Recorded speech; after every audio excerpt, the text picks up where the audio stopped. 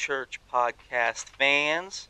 Back at it again on another Saturday morning. How is everybody? This weather going up and down, and if it's not going up and down, it's blowing you away. Speaking of blowing us away, we got somebody that'll absolutely just blow you away in the drum cage. Dalton Jones, ladies and gentlemen, is our guest today. Dalton Hello, Jones! hello. On your screen, it is the man in the middle. Dalton, how are you today? I'm wonderful. I'm excited. This is fun.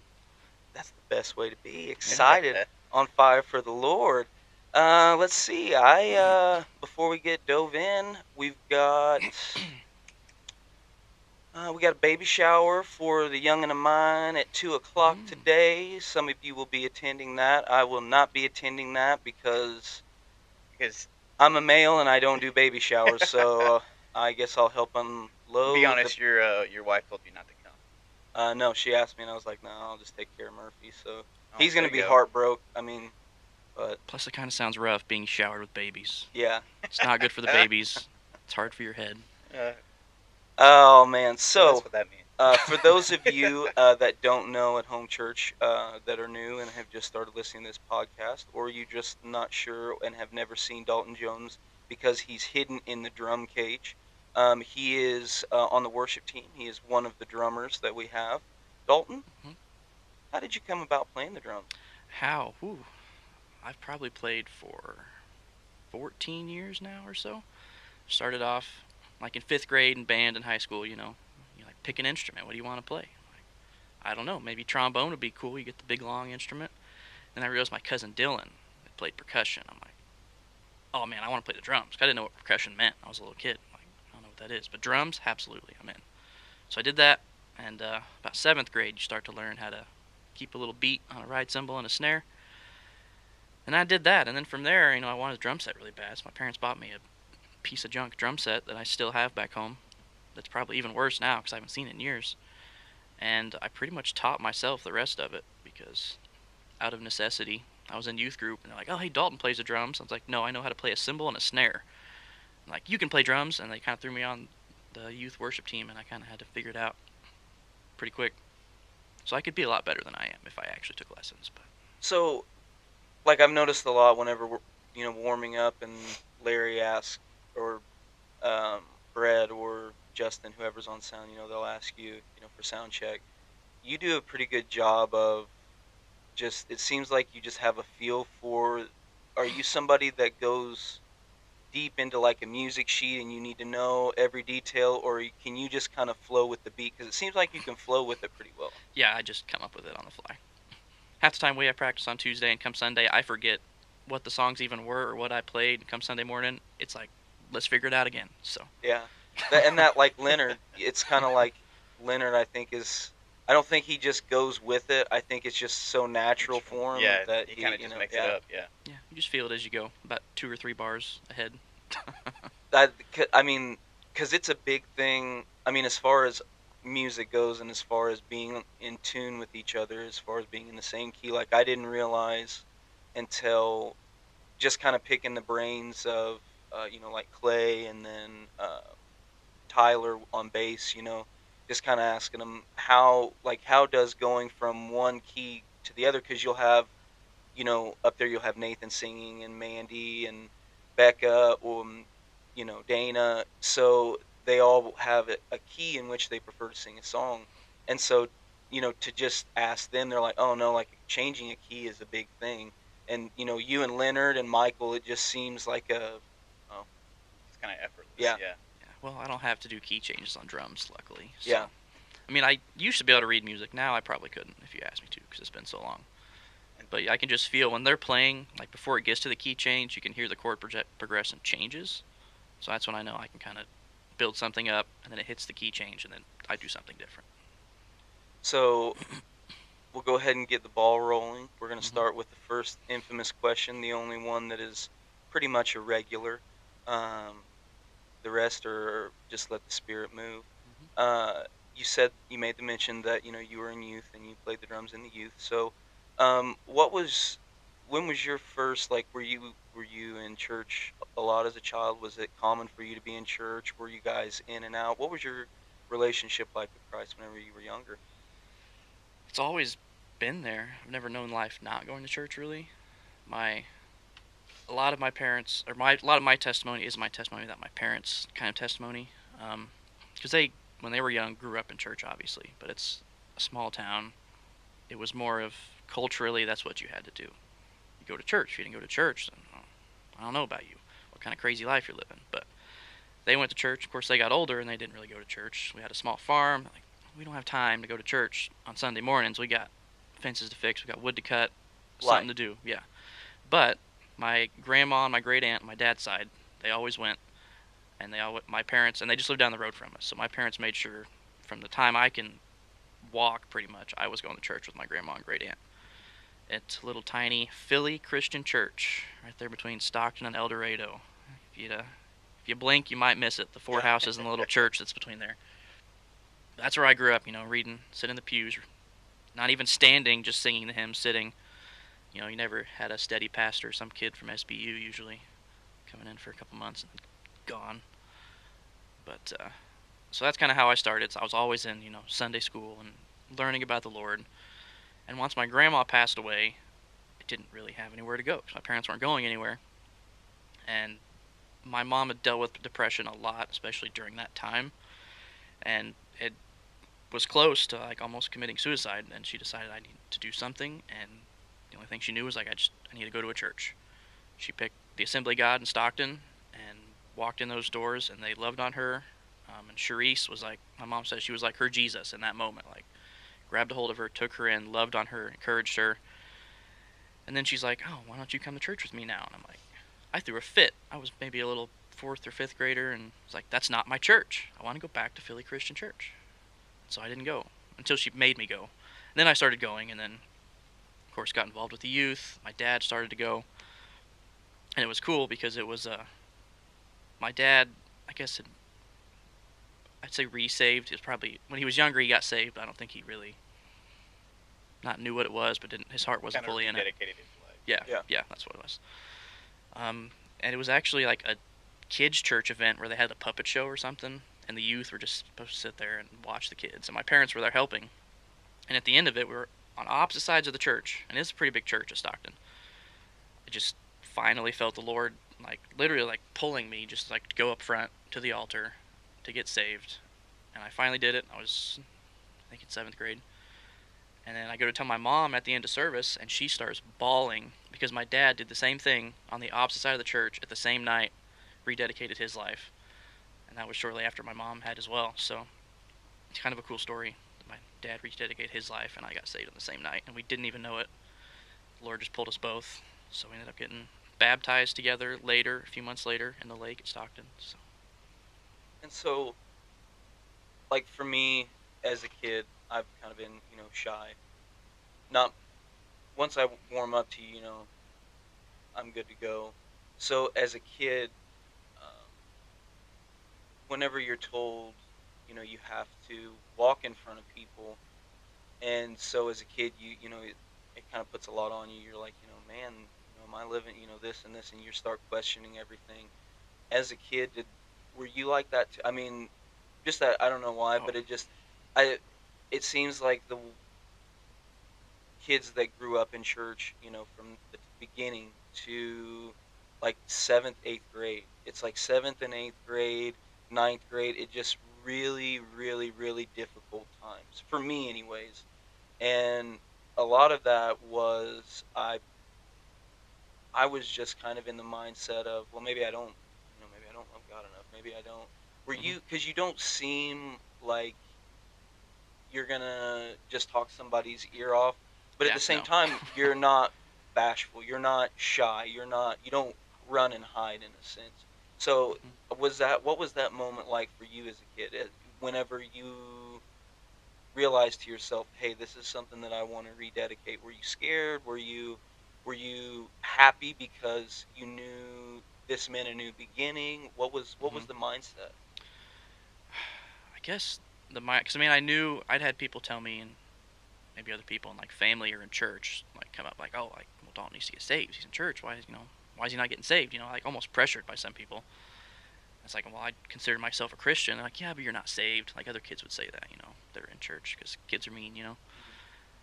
But at that moment, I just, literally wasn't like me walking up. It just felt like God was like, all right, Yeah. like just pushing me up there, and I'm like, all right, this is it. And I knew exactly what I was doing, and it wasn't scary at all for me to do it. It just felt natural in that moment.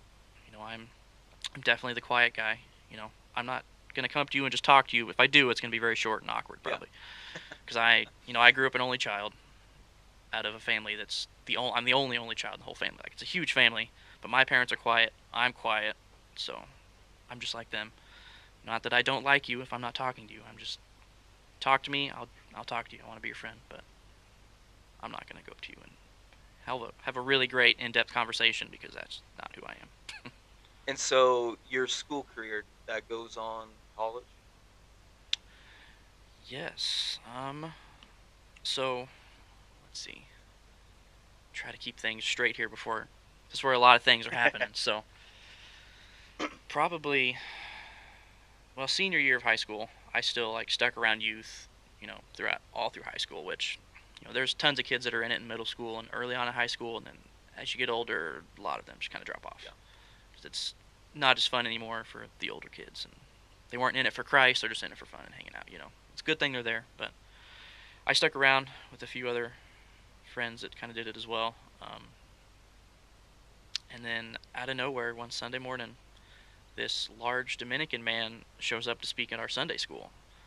He's like, yo, what's up, guys? And I'm like, who is this guy? What is he doing? He's like, yeah, I'm with Chi Alpha. I'm like, I don't even know what that is.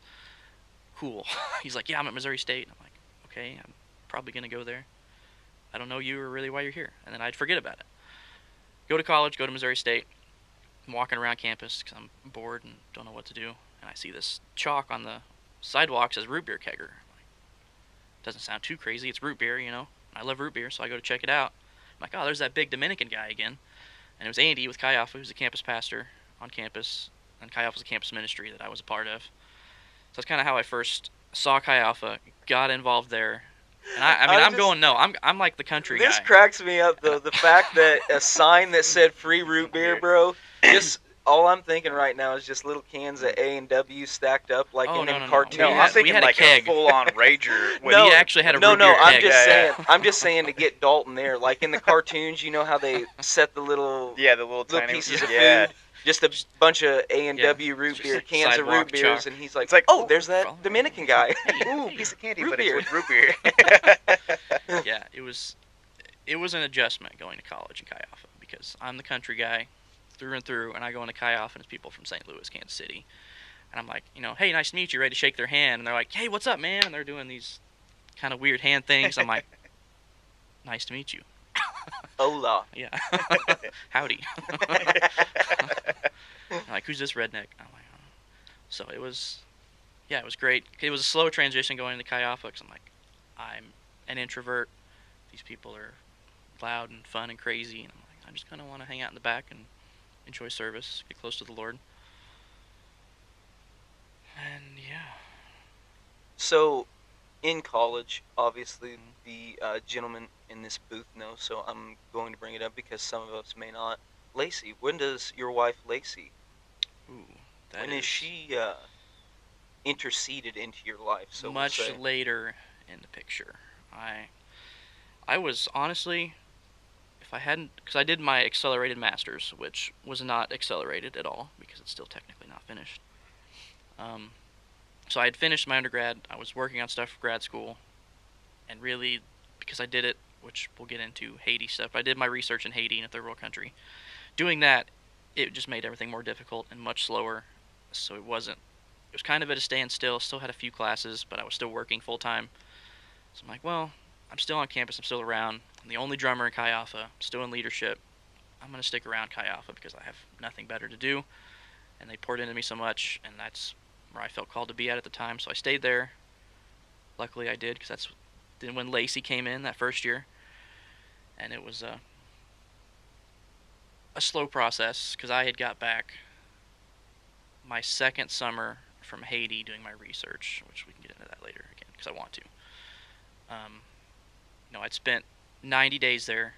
I get back 2 days before classes start, and I'm on leadership with Chi Alpha, so we have like the first week, like before and during school starts, is like jam packed with events, getting students, connecting with students, and I'm coming back from, you know, 3 months in a third world country. I'm like, I can't do this. Too much culture shock. I go to the first, which was the root beer kegger, the event again that year. I go just to hang out for 15, 20 minutes, say hi to friends. I'm like, I gotta get out of here. I can't handle all this going on right now. Been back in the States for 2 days. So I'm in the basement of the fronts, talking to my friend Manny, who was in my C group the year before, and I see this, blonde girl sitting across the way. Catches my eye, obviously, because she's pretty attractive. I'm like, maybe a country girl. I don't know. She's wearing Converse and a Kiss shirt. I don't know why I'm getting country girl vibes, but I feel it. But I don't talk to her, so I go home and go my way. And like a couple days later, randomly, I get this friend request on Facebook from Lacey Gordon. I'm like, who the heck is this? I'm like, whoa, that's that chick. Like, how? I didn't talk to her. Did she catch me looking at her? What the heck's going on, But she was just trying to, like, anybody that's affiliated with Chi Alpha, just friend. So I didn't really talk to her that much. I put myself in the same circles to kind of, like, feel it out a little bit, And, I feel bad for saying it, but I'm like, she's a bit much, maybe. I don't know. Maybe not for me. She's cute, but I don't know if we'd go together very well. So then I didn't do anything with it. I just kind of went on my way. Like, whatever, She started to get more involved. Played hard to get. Yeah, well, out of the blue, I'm like, yeah, she's kind of cute. She's kind of cool. And my friend Nathan Webb, who we were leading a small group together at the time, we didn't have a very consistent small group that year. And we had it on Wednesday nights, and if nobody would show up, we'd just go to Village Inn and get free pie. Nathan and I would, and hang out. So we're hanging out at Village Inn, eating free pie. Whoa, wait a minute. Village Inn gives you free pie? Free pie Wednesday. How did I not know about this? 31 years old Yeah, and it's didn't amazing. know Village Inn gives you free pie. You can go in there and order a slice of pie with a scoop of ice cream, and you just have to pay for the scoop of ice cream. It's amazing. Okay. So yeah, we'll have to go to Village Inn later. They're all closed. That's all the fat kid in me, just saying. We're sitting at Village Inn, and Nathan doesn't usually say this, but he's like, what are you thinking about right now? And I actually was kind of thinking about Lacey, and it just threw me off, and I didn't know what to say. I'm like, kind of skipped around. He's like, what is it? I'm like, dang it, you got me. Now I got to say it. I'm like, well, I think, Lacey was kind of cute, whatever. And he's like, oh, okay, all right, I see it. And then she randomly messages me to get a job at the park, because I'm working at Nat Green. She's like, oh, people knew that I worked at the park. So she messaged me, hey, is there any jobs there? Like, yeah, we could use people for the summer. So I very little talked to her then, and then it kind of just dies off. So Nathan and Webb and I, we start scheming. We're like, how do we get Lacey to hang out with Dalton, Because I'm too awkward and introverted and quiet to, like, just go out and do it. And she went on the missions trip with Nathan to Atlanta that year. So they had this missions trip chat. Nathan's like, if we say we're going to hang out, Lacey will come all the time. Like, she always wants to hang out. So I was going to teach Nathan how to change oil on his car. And he's like, puts in the chat, hey, we're going to hang out at Dalton's house. You can teach me how to change oil. Who wants to come? Of course, Lacey comes. It was perfect. We knew it was going to happen. So she shows up, and then we start. Did you wear the black cowboy hat? I did not. Oh, man. I thought that's what wooed her in. It was the No. black cowboy That's hat. what does it for you, though, doesn't it? It was me plants. every time. It was plants what wooed her in. So we got to talking afterwards, and I'm like, they had all these at the park. They're always like digging up old plants and had these lilies. I'm like, I'll take them, because I know Lacey. She's talking about she likes plants. I'm like, hey, I got all these free lilies. If you want them, she's like, oh, absolutely. I'm like, great. You can come over and help me plant them. She's like, oh, I thought you were just gonna. Okay, sure. So I kind of, whipped it out there and set the hook real quick. Something I knew she couldn't resist. Give her the old Bill dance, the old Yeah. the old rod band, old bud. So she took the bait real easy on that one. She came over, we potted plants. I made her some deer steaks and mac and cheese, but she wasn't expecting that. She's like, oh, we're hanging out.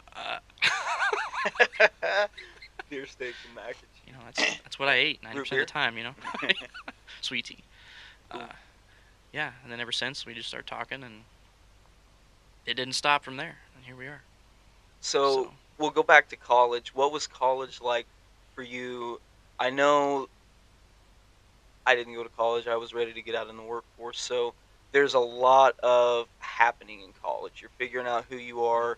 Mhm. Um, Fortunately, you had Chi Alpha. A lot of people don't have Chi Alpha to kind of make the college atmosphere Christ-like. It Mhm. was a cool atmosphere for college Christians to mingle. In that time frame in college, was your walk with Christ, would you say it was a strong point in your walk? Did you learn a lot there, or was it a lot of, no, man, I just kind of went out and lost track, and that's where kind of things veered off, or was things pretty good in college? I mean, the growth in me from that with the Lord was tremendous through that time. I mean, I kind of had my two groups because I was big in the ag department, and I lived with my ag guys. We lived with for like all through college, and then I had Chi Alpha, and it was really I was always involved in Chi Alpha and on leadership, but as kind of a lot of my ag guys left, and I was even more in just Chi Alpha was my only community then, and it just grew so much from Chi Alpha and people pouring into me. Because I mean, in high school, it's like I knew the Lord, I loved the Lord. I served, I was at church every Sunday, Sunday night, Wednesday, playing worship team, did everything. But in Chi Alpha was when people actually like had intentionality of like reaching out to me, pouring into me, like discipling me actually. And that's when the growth like went crazy. Like I look at it and be like, wow, I grew a lot, but at the same time, it almost feels like I was at my worst points because the enemy was also Hmm. just beating you down with every possible thing. So you feel like you're like, oh, I'm doing terrible. Like, actually, no, I'm doing great and I'm growing a lot. It just the enemy's making me feel like I'm not. Yeah. But So college, what were you going in for, and what did you end up leaving with? I went in doing natural resources in the ag department, and then finally decided to do my master's because for what I was wanting, getting a master's is definitely worth it to get paid more out of school. And they had the accelerated master's program to do like half of it during your undergrad. So I'm like, I might as well. I'm already a year ahead on my undergrad. So I did that, and then did my master's in plant science. Um, Even though growing up with horses and cattle was my what I knew, doing FFA in high school with agronomy and grasslands, learning the plant identification. I'm like, I love this. So that's why I went to college to do that. I love plants, different kinds of plants than what Lacey loves. She knows the house plants. I know the plants outside, growing Yeah. in the pasture and the cornfield or something. That's my expertise. And wanna. That's what I love. You take me outside and start talking about that kind of stuff. I can talk forever on that, which is why I am hoping for this convoy of hope, farm manager job, because it's ag based, it's a farm, but it's also missions work because it has purpose behind it. It's not just to make a buck running a farm. It's we want to feed people, Yeah. and this is a way to do that around the world. So I do missions and ag. Ag missions is a really big field actually. Unless you're in the ag world, you probably don't know a lot about it. Even people who know missionaries and stuff. Yeah, So, I wouldn't even have thought of that being mhm. a mission type of deal. Yeah, It's really cool. I mean, To other help. countries, so many Yeah, people to like help they're them subsistence figure out Build farmers. what up to. Yeah. a food Yeah, supply. like they have Yeah. to feed themselves in other countries, and you can go in there with the knowledge to teach them more efficient, better practices, and at the same time be intentional of talking about the Lord with that, or partnering with other churches nearby as well. So Plant the seed while you're literally planting planting the seed. seeds, Yeah. yeah. Preach. Drop the mic.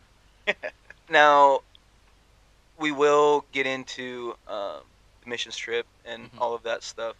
But you mentioned horses and agriculture and stuff like that. Is that something that you're still into? I mean, obviously, agriculture, it's part of your job, and it's obviously what another part of your job you're wanting to get into. But as far as like farm life, is that Mhm. something that you still equate with, or was that Ab- just kind of you found Absolutely. they were? Yeah. I'm just stuck in Springfield still. Yeah. Okay. Came for college and then, was ready to maybe get out and then married a girl that was just starting college and then now her job is a missionary to the college campus. So it's kind of have to stay fairly close to town for now. And we're still fairly, I mean, not like newlyweds, but a Yeah. couple years you guys, in. you guys are So right on the cusp of 3 years. yeah, almost 3. Because you guys got married the day They, after Caitlin and I got yeah. married. So So yeah, we're hoping to get out of Springfield sometime soon. Save up some more money and get out of town and do some farming. But So you just ride the trail ride, or you? Because Yeah. believe it or not, your boy here back in the day used to be. I used to show horses, and I used to Okay. do the ride around. Got a second place ribbon. Yeah, I never Got to did go to any of the show Tulsa. stuff. Your boy got to go to Tulsa and ride in Oh. front of some big names. But I was basically just a pawn because it's a very political world, and they Oh don't yeah. like women as much as they like men. So my girlfriend at the time, they had a lot of money, and so they basically were like, "Hey, if we put you on a horse, will you ride it?" And I'm like, "Yeah, I could." And then one day I was like, "If this thing decides that Oh it yeah. doesn't want me to Oh yeah. ride it, I'm not riding it." Um, so horses and stuff like that, like I grew up with them. Um, wasn't the biggest fan of them, but I understood the I don't know, just the bonding process of seeing my sister with her horses, and my aunt, she lived in Ozark, she had a bunch of horses. Just she didn't even ride, she just rescued horses. And uh what's your passion with them? Is it, do you rope? Is it just trail riding? Is it just having that connection? Yeah, I don't know. I've just always grown up with them. Like always, just me being an only child. Yeah. We had horses. I didn't have anybody to play with, so I played with the dog, and I go out in the field and just mess with the horses or something. Nothing much else to do when you live in the country. And Yeah. there's nobody, no kids living around you, and no siblings. So yeah, I don't know life without horses. I mean, I guess I kind of do now because my parents they just kind of sold all of them just into last year because I didn't have a ton of time for them. Horses are just a money pit. Yeah. You don't ever make money at horses. You just spend money on them. That's all they do, just for your own enjoyment. That's farming, anyways. Um, we'd mostly trail ride. We do some kind of around this area, but we used to go every other year, like out west, either Colorado or northeast New Mexico, and trail ride for a week or two out there in the mountains. Sounds like a blast. Yeah. Oh yeah, I yeah. want to go to There's Colorado so bad. nothing quite like the feeling of riding your horse in the middle of a valley, and you just like your mind can't comprehend how large the mountains and big the valley is in front of you, and you're just I've been running through the field. I've been to Denver just in town and then seeing the mountains off in the distance. I can only imagine actually riding a trail on the actual Oh yeah. insane. Plus you're up there where nobody else is there. Right. And when there's an elk, you can like they're not afraid of you on horse because they just think it's Yeah. another animal. So you can ride up pretty close to elk. Of course, you get far enough up there, your horse starts acting a little funky, and the ears are going around. They're snorting. You're like, there's probably a bear or something around. We're gonna go the other direction. This ain't no Red Dead Redemption 2. If Yeah. this bad boy falls on me, I ain't got to come in life back Yeah. at me, but I'm laying here till somebody picks me up. I don't revamp somewhere else. Yeah. But mostly trail riding. For a while, my parents got into cowboy mounted shooting. When I was younger, I was still too young to really do it at the time. But you have 245 long Colts revolvers with blanks in them, and you basically have a course of like 12 balloons. So you got to shoot the first 6 balloons, and then you holster it, and you shoot the next 6 on your horse, and you're timed as you do it. So I used to do That's that when I was legit. younger. That sounds pretty cool. I would help put the balloons out there every time they got popped, because I was too young to really do it at the time. Probably would have done it more, but again, it just cost a lot of money, and they didn't. There wasn't very much of it in Missouri. Mostly it was in Arizona and other states, and we couldn't afford to drive across the country just to do that. So And so, speaking of driving across country, you don't necessarily stretch out. I mean, like California, New York, and stuff. But for your job, you do travel, and you have a very Mhm. interesting job. I know that you're really wanting the Convoy of Hope job. Is it Convoy of Hope? yes, yep. But to me, just talking to you, that day we went and played catch, just talking about you traveling, and obviously people, cranky people, you don't get to deal with Yeah. happy people. Yeah. So explain to the people, because I don't think people understand and realize, what goes on behind the scenes, what all has to happen for permits and stuff like this, and toxic waste and stuff. So what exactly is it that you do? So I work for Missouri Department of Ag right now in the Division of Plant Industries and Pesticide Control. I cover 6 counties right now, kind of southwest Missouri, and I basically enforce the Missouri Pesticide Use Act, basically. Make sure people are following that. Anybody that is spraying a pesticide commercially, like if they're being paid to spray for somebody, whether that be lawn care, like a pest control company like Bug Zero or something, or ag spraying, you have to have a license, and we have to check that license regularly, that they're keeping up the license, keeping up their insurance, record keeping requirements they have to keep, stuff like that. That's my kind of day-to-day stuff. Checking stores that sell pesticides, making sure they're registered. And then starting kind of this time of year, we start getting complaints rolling through, more so on the ag side, of a guy spraying the field and that drifting on to the neighbor's crop or the neighbor's garden or tree or something and causing damage, which then I have to go out and investigate. So I'll meet with the people, take samples, and then meet with every landowner around to try to figure out what was sprayed, to figure out what I need to sample for, to flag in the samples to see if it comes back positive. So I'm usually not the guy people want to see, especially in investigations when I just show up knocking on the door. I'm like, all right, we got like a 1 to 2 hour process here we got to go through, and you can't really say no. I ask to be friendly because it's nice, Yeah. but if they say no, I'm like, so you're refusing? And they're like, yes. Then I got to call Jeff City, and they're going to get a pretty nasty letter, and I'm going to have to come back anyways. So never had the dad to do that. So You haven't had to do that no. yet? Question. You're talking about people with land. Have you ever had a gun drawn on I have not. I know other guys have had it flashed to them, you? Mm-hmm. or there was one The boot heel is like the Wild West in Missouri when it comes to pesticides down there. It's crazy. I mean, they had a guy filed a complaint, and when the investigator showed up to do it, next thing you know, the next day, the guy that filed the complaint had the back truck of his window shot out. Wow. Because the applicator was not happy for him filing a complaint. So, fun times in the boot heel. Fun times in the boot hill. But we are praying for the convoy of hope job. So those of you that are listening to this podcast, Dalton is um, eagerly awaiting another interview. Correct, for convoy of Just hope had an job. in-person interview. So you've had 3 now. I've had 2. Two. One phone interview and one in-person So interview. you possibly have what, 2 more? 2 more, yeah. So it's a lot. Very thorough process from what he was saying earlier. Yeah. But it would be my dream job. And what exactly would you be doing? They are at it's called the Center for Agricultural and Food Security at Convoy now. They're starting with a 40-acre farm, hopefully to expand to 80 to 100 acres of mostly demonstration type plots, research plots, developing plans for their ag specialists overseas in different countries to recreate what people are doing there and show better farming practices so we can show people overseas, like, here's what you can do, here's how you can replicate this to help you get more profit, more yield out of what you're growing, or more food to feed your family. As well as stuff here domestically, like they're wanting to come up with a plan of how can a family of 4 sustain themselves on like this farm, like how much land is needed, what do they need to plant, like coming up with an actual written plan that we can just hand out to people to show here's how you can help sustain yourself and feed yourself. So a lot of stuff like that. It's anything agriculture related will be done there. Row crops, vegetables, small animal, large animal, greenhouse, nursery.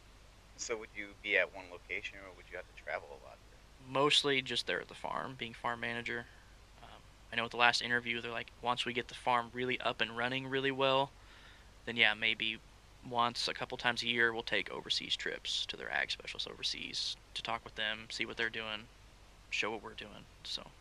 And so to a lot of us, we say overseas, that's long travel, probably uncomfortable. But for you, that's a commoner. We talked about overseas trip a while ago to Haiti. Yeah. Won't you go ahead and give us a little bit? What was it? Do you remember when God called you? You felt the calling to go there, and just kind of describe how that whole thing unfolded. Yeah. So Haiti was kind of what really opened my heart to missions and like burden for missions. I haven't felt specifically called to go anywhere like right now or anything, but we'll see what happens. I'm pretty comfortable where I am. I like to stay where I'm at, but who knows what's going to happen next. If God's going to call me, I guess I'll be reluctant and go. But started out in high school, like between junior and senior year. My parents and I, we took a trip to Haiti with a local church in town and one other couple. There's like 6 of us that went on the trip. Small trip. We went to Port-au-Prince in Haiti, helped with an orphanage down there. just kind of loved on the kids, helped build some benches, whatever they needed around there, and that was my first ever missions trip, going out of the country and to a third world country. So it was quite the shock to go down there and be like, you see that kind of stuff on TV or documentaries or something, but until you're there, you're like, you don't realize what it's really like until you're there. And I knew coming back from that, like I always wanted to go back to Haiti at some point. Just didn't know when or how that was going to happen. And so fast forward going to college, I'm talking with my advisor at the ag department. I'm was blessed to have Dr. Burton, who was a man of faith and a Christian. And you go into your advisor meeting, you don't just talk about what class you're doing, you're out. No, you're there like an hour or more, just talking with him, just getting to know each other. And then it came out, I'd been to Haiti before. And he's like, well, that's cool you say that, because just that first year I was in college, they started a trip within the ag department as like a spring break trip to go into Haiti and actually teach agricultural practices. So how long were you there the first time? The first time was a week-long trip. Week long? And then I heard about the spring break trip, which would have been another week-long trip. It was cool because it was through the university. It was a study abroad trip, technically. And it's to teach agricultural practices, but my advisor was a Christian. Most of the people on the trip were Christians, and we stayed at a Christian base, Project Hope, in Haiti. So essentially it was ag missions, but I couldn't call it that because it was a study abroad trip with the university to do ag stuff. So we did that spring break, and it was amazing to get out of kind of the bigger city. Like we did it. Project Hope they've had a base in Nicaragua for years, and their focus is to train pastors and build houses, pretty much. And that's kind of their main focus. And they knew this couple in Pion, Haiti, kind of in the central part of the country, who've had an orphanage for 15 or 20 years or so. And they had this extra land. They're like, we'll give this land to Project Hope if you guys want to build a place here. And they're like, absolutely, we'd love to do that. So my first year, they had just started building the giant concrete base, Project Hope base there in Haiti. It was rough. I mean, there was electricity and everything was there, but the base was still pretty rough around the edges and not finished. And I knew, like, man, I want to go back again next year and do this spring break trip because this was awesome. And at the end of that first spring break, Dr. Burton's like, I know you want to do your master's. He's like, they've got 10 acres here. He's like, there's a good chance that a master's student could do their graduate research here in Haiti, if that's something that would interest you. Absolutely. If I can stay here all summer and essentially do missions work, but through the university and they get to pay for it, I'm like, yeah, I'd be stupid not to do that. So I did the spring break trip again the next year, which was 2016. 2016. And then knowing that spring break trip, like that coming summer was going to be my first summer in Haiti doing my research. 2017, not 16, 2017. Man, it's been so long now that I'm thinking about it. But You're old, man. I know. But my goal, research-wise there at least, came up with tropical varieties of sweet corn because they grow. Haiti in itself, the U.S. kind of screwed up Haiti, to be honest. We have probably hurt more than we've helped them, although we do help them a lot. I know in the 90s they wanted to give a lot of aid, so they started bringing rice to Haiti, which was great. Except it was cheaper for Haitians to buy American rice than it is to grow their own rice. So now they don't grow rice down there at all. They solely rely on us to buy U.S. rice. So we kind of destroyed that industry there. The main moneymaker in Haiti is sugarcane. That's the cash crop. You grow sugarcane, and then you have the little rum huts scattered around where they turn it into some kind of moonshine, and they ship it to Port-au-Prince, and they make it into rum. So that's what you see, sugarcane everywhere. There's no jobs or opportunity for people in Haiti. I mean, you've got 3 or 4 generations in this one little, at best, it's a 1-room concrete house, but usually it's a, hut that just got maybe a tin roof on it, has holes in it, so it still leaks. Multiple people living in it, dirt floors, no jobs, because there's no jobs around, there's no transportation for them to get anywhere because they don't have money to get transportation. So it's a lot of people just providing for themselves, growing crops around, and so many people farming in Haiti still grow their crops in kind of like the Three Sisters method, which is how the Native Americans did it here, like when white people first came. So that's how far behind a lot of them are on just their agricultural knowledge and efficiency. I'm like, here you could take the same things you're growing, but just organize it differently, and you could fit 3 times as much in this small part of land, and it can grow 5 times as efficient. So is that a government thing, or is that a government just not? Because I just don't. I haven't really done a whole lot of research on Haiti. Is it just solely the sugarcane fields are like government owned, or like who owns No, where? How does the sugarcane get? I mean it's mostly just people that have that land and Okay, have had it, and okay. they grow it. And I didn't know if the government was like, oh no, this is our property. We're no, not usually. I mean the government is corrupt as it can be there. yeah, yeah. I mean somebody comes in and makes all these amazing promises, and everybody's like, yes, this is going to be great for our country. They get in office and they make a ton of money, and they leave the country and never come back, and just run it into the ground every year, further than what it already is. Is it pretty land though? Like, is it pretty? Oh yeah, it's it's. I mean, you have the Dominican Republic and Haiti on the same island Yeah. essentially. I've never been to the Dominican. Lacey has on a trip. I'd like to go sometime just to see the difference. But Dominican, that area was more conquered by the Spanish, whereas Haiti was conquered by the French. And being that Haiti, part of it is they were the first successful slave revolution on in this hemisphere, which was great, but they were totally uneducated. So you have when they first win that slave revolution, none of them are educated. They're trying to run this country, and one thing they know how to do is make charcoal and sell charcoal.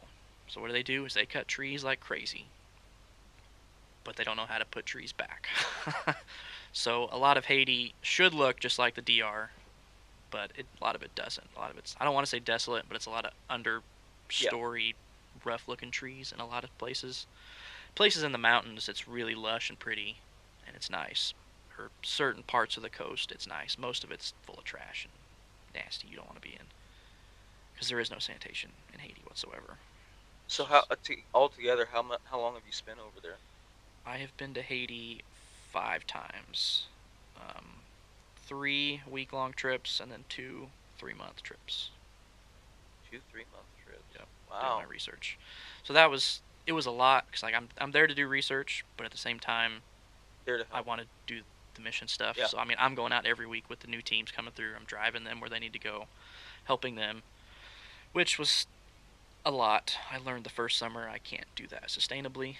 You know, if you go on a missions trip, after a week you're exhausted. Yeah. Oh yeah. But I was doing that every week, back to back to back to back to back, and I just hit a wall. I'm like, I can't do this. I'm trying to weed out this corn because the tractor I was promised wasn't there when I started, so I had to kind of figure it out, which wasn't great, wasn't ideal when you have to hire a local Haitian with an oxen to plow your ground, and the ground's never been plowed in years, and you have these giant clumps of grasses that you can't plant in, and the only vehicle available to level it out is the 3-ton military truck and a pour a concrete slab to level it out. Which, fun fact, compacts your soil like rock, and it really sucks trying to plant in it.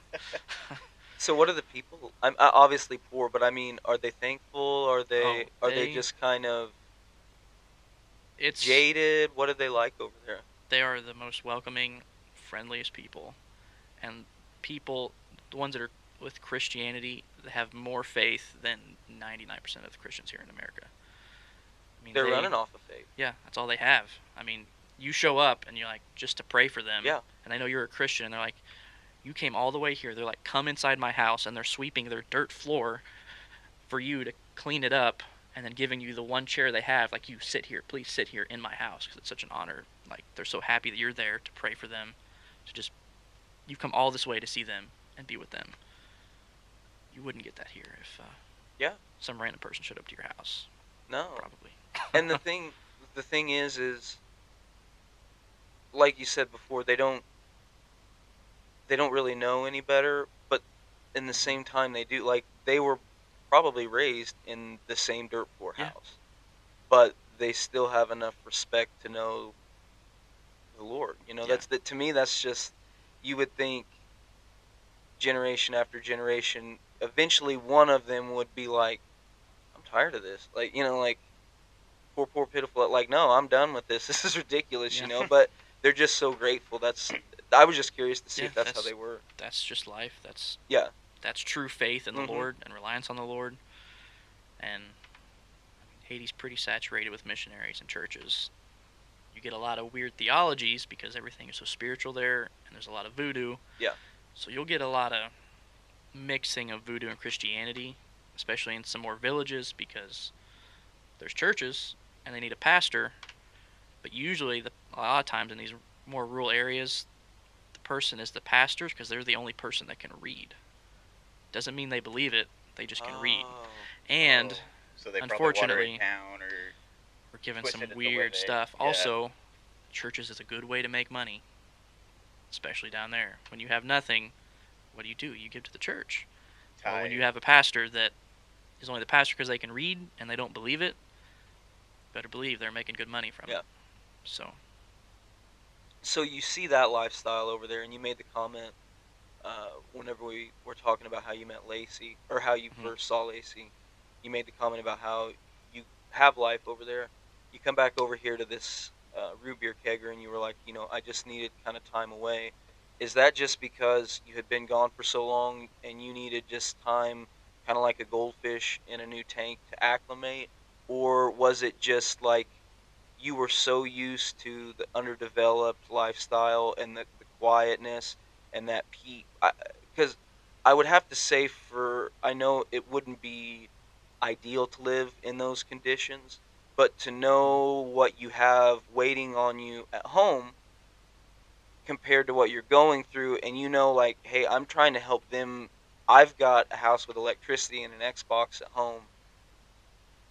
Is that a piece over there whenever it's bare necessity? I know you're not there just for sitting down and talking to the people. mhm. You're getting stuff moving. You're managing stuff, like you said. The tractor's not there, so it's not like you don't have things on your mind. You don't have Yeah. worries and stresses. But was it more of a peaceful lifestyle over there, or was it just, I'm here to help and I'm here for the Lord, and that was never really a thing to think about, like letting go of technology and all of that? Life is a lot slower in Haiti and other third world countries like that. I always joke people on Haitian time, Yeah. especially Haitians are, because like there's no concept of being on time. Yeah. They just like, oh, we're gonna have dinner. You don't say what time. They just show up when they Yeah. show up, and it's maybe 8 o'clock. It could be 6 o'clock. It could be 9 o'clock. Who knows? It's not like Yeah. pardon me, they have Apple Watches and Yeah. phones and it's. I mean, there's just a stark difference too, because there's people. I mean, Haiti that have a decent. I mean, compared to what we have here, it's still not nice, mhm. but they have electricity when the city decides to turn it on, and they have a toilet, and they have. Sometimes it's funny, they'll have like 2 phones or 3 phones because there's 2 different carriers, and they don't. So they do have But the carriers a clocks. lot of times don't. You can't call between carriers, so that's why they have to carry 2 different phones. But yeah, it doesn't matter. They're still going to be late on Haitian time. But then you have people who are just in a hut that almost just palm leaves of roofs, and not even an outhouse, just a hole in the ground with a wooden thing, and there's nothing covering it, which is why you had to be prepared when you went way out. Like, you better bring a towel for the ladies because they don't want to sit there on a wide open hole in the ground for everybody to see, or nobody does really. But, No. so you had to be prepared when you were out there. But yeah, going from just life being so slow and relatively simple to the fast-paced life of here, and realizing how much we have, but we still complain about what we don't have. And then down there, I have people I would almost consider family who are just rice and beans I know it's every easy, day. like it's easy to say this here, but like one of my favorite stories that my grandpa would tell are about the good old days. How Mhm. things were so much more simpler and stuff like that. And there is a truth. I mean, there is, like you said, it was simple. They still had their worries though. I mean, Yeah. yeah, you didn't have a Walmart 2 blocks down, but at the same time, was your crop going to grow? Is your Hmm. family going to? Because you were growing what your family was going to eat. Yep. So for you to experience that at your age and have a respect for that, can you truly? Would you say? I know obviously it's two portions of it, but which would you say was more calming for you? is it this or was it that? The simple. I was just curious because like you hear people say that all the time. You know, the good old days. Yeah. You literally went to a country where I mean, that's what. Yeah, they had electricity, and some people there were the rich version of Mhm. Haitians. But for the most part, you're not going to hang out with the rich. You're going to hang out with the poor, the sick, Yeah. that who need the help. So for you, was it more? And you're in college, so I know it's not like you know you had a lot of things going on anyway. So to say that you had peace and all of that, but did you find satisfaction in the more simple stuff? Oh yeah, absolutely. Just And to being a be there country, but to help people, and also the beauty of the country. I mean, it's hot in the summer there, yes, but it's really cool in the evenings. It's cool in the mornings.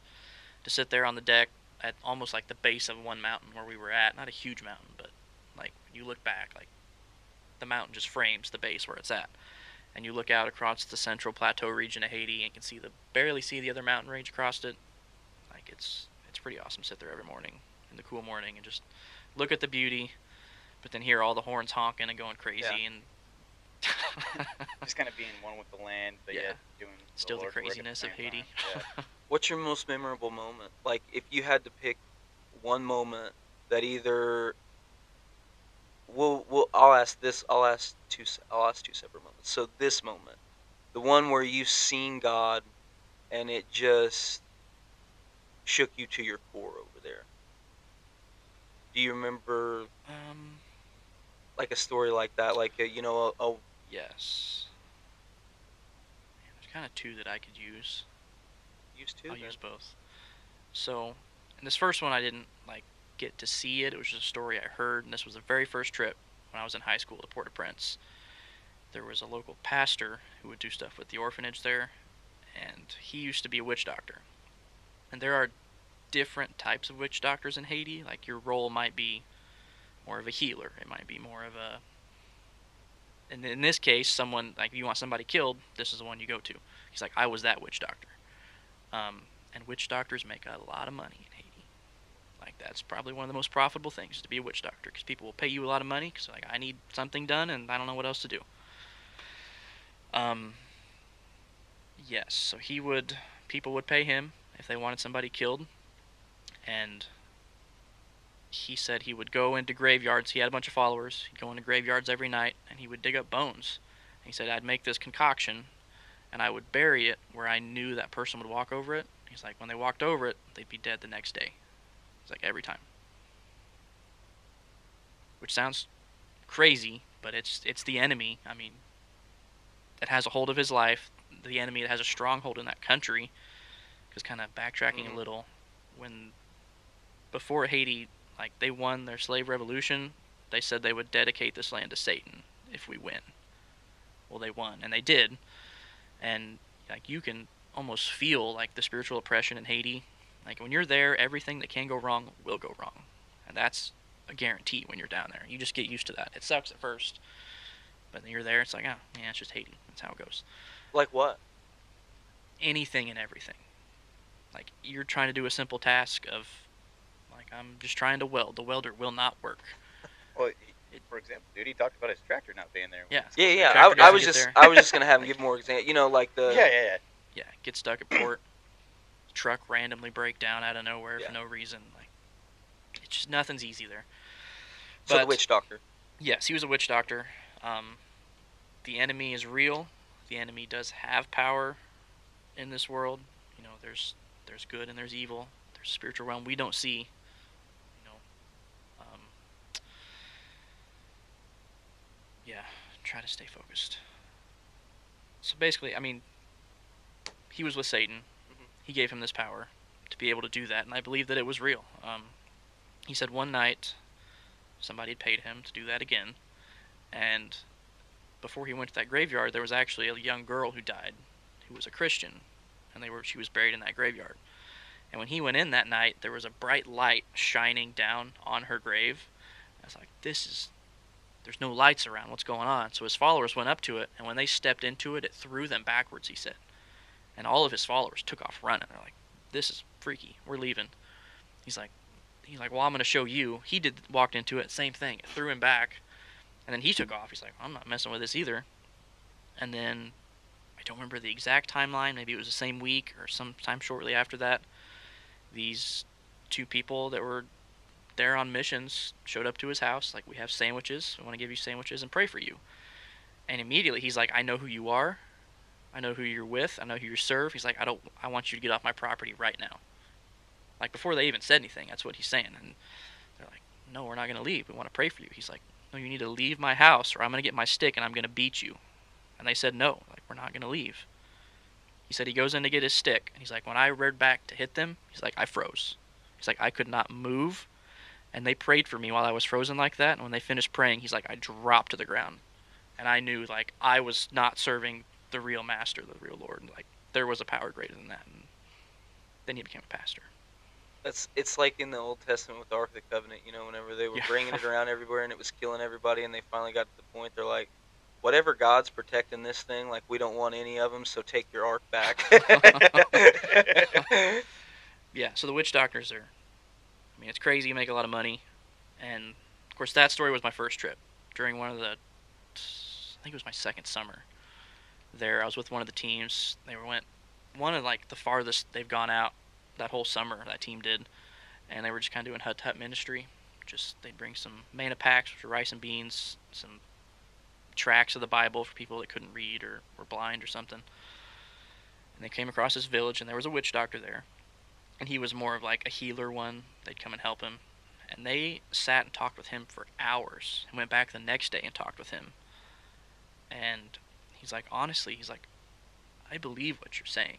He's like, I want to do that. I want to believe. I want to follow that. But he's like, he wasn't fully sold out on it because he couldn't do it. He's like, one, if I do it, this is the only way I make money for my family. And two, he's like, if I do that, he's like, we wouldn't be able to leave fast enough because they would probably come and kill my family if I got out of this and went to that. So he wouldn't get away from it, but it just breaks your heart when you see that. And they're like in so much bondage, like, Yeah. the enemy has such a strong hold over them that you can't reach them even though they want to believe. And the sad thing about that too is it's I truly believe that the seed that planted, he knows.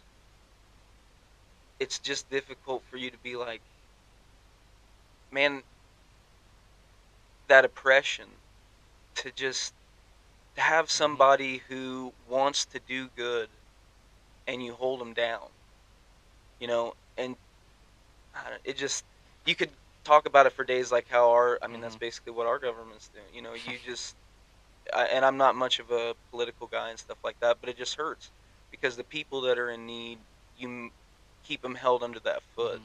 And a man who wanted to do good, so the stories like that you hear with the witch doctor and stuff like that, I don't think sometimes people realize that stuff's going on out there too. Yeah. Like that could be going on down the road a couple streets. Yeah, you just don't.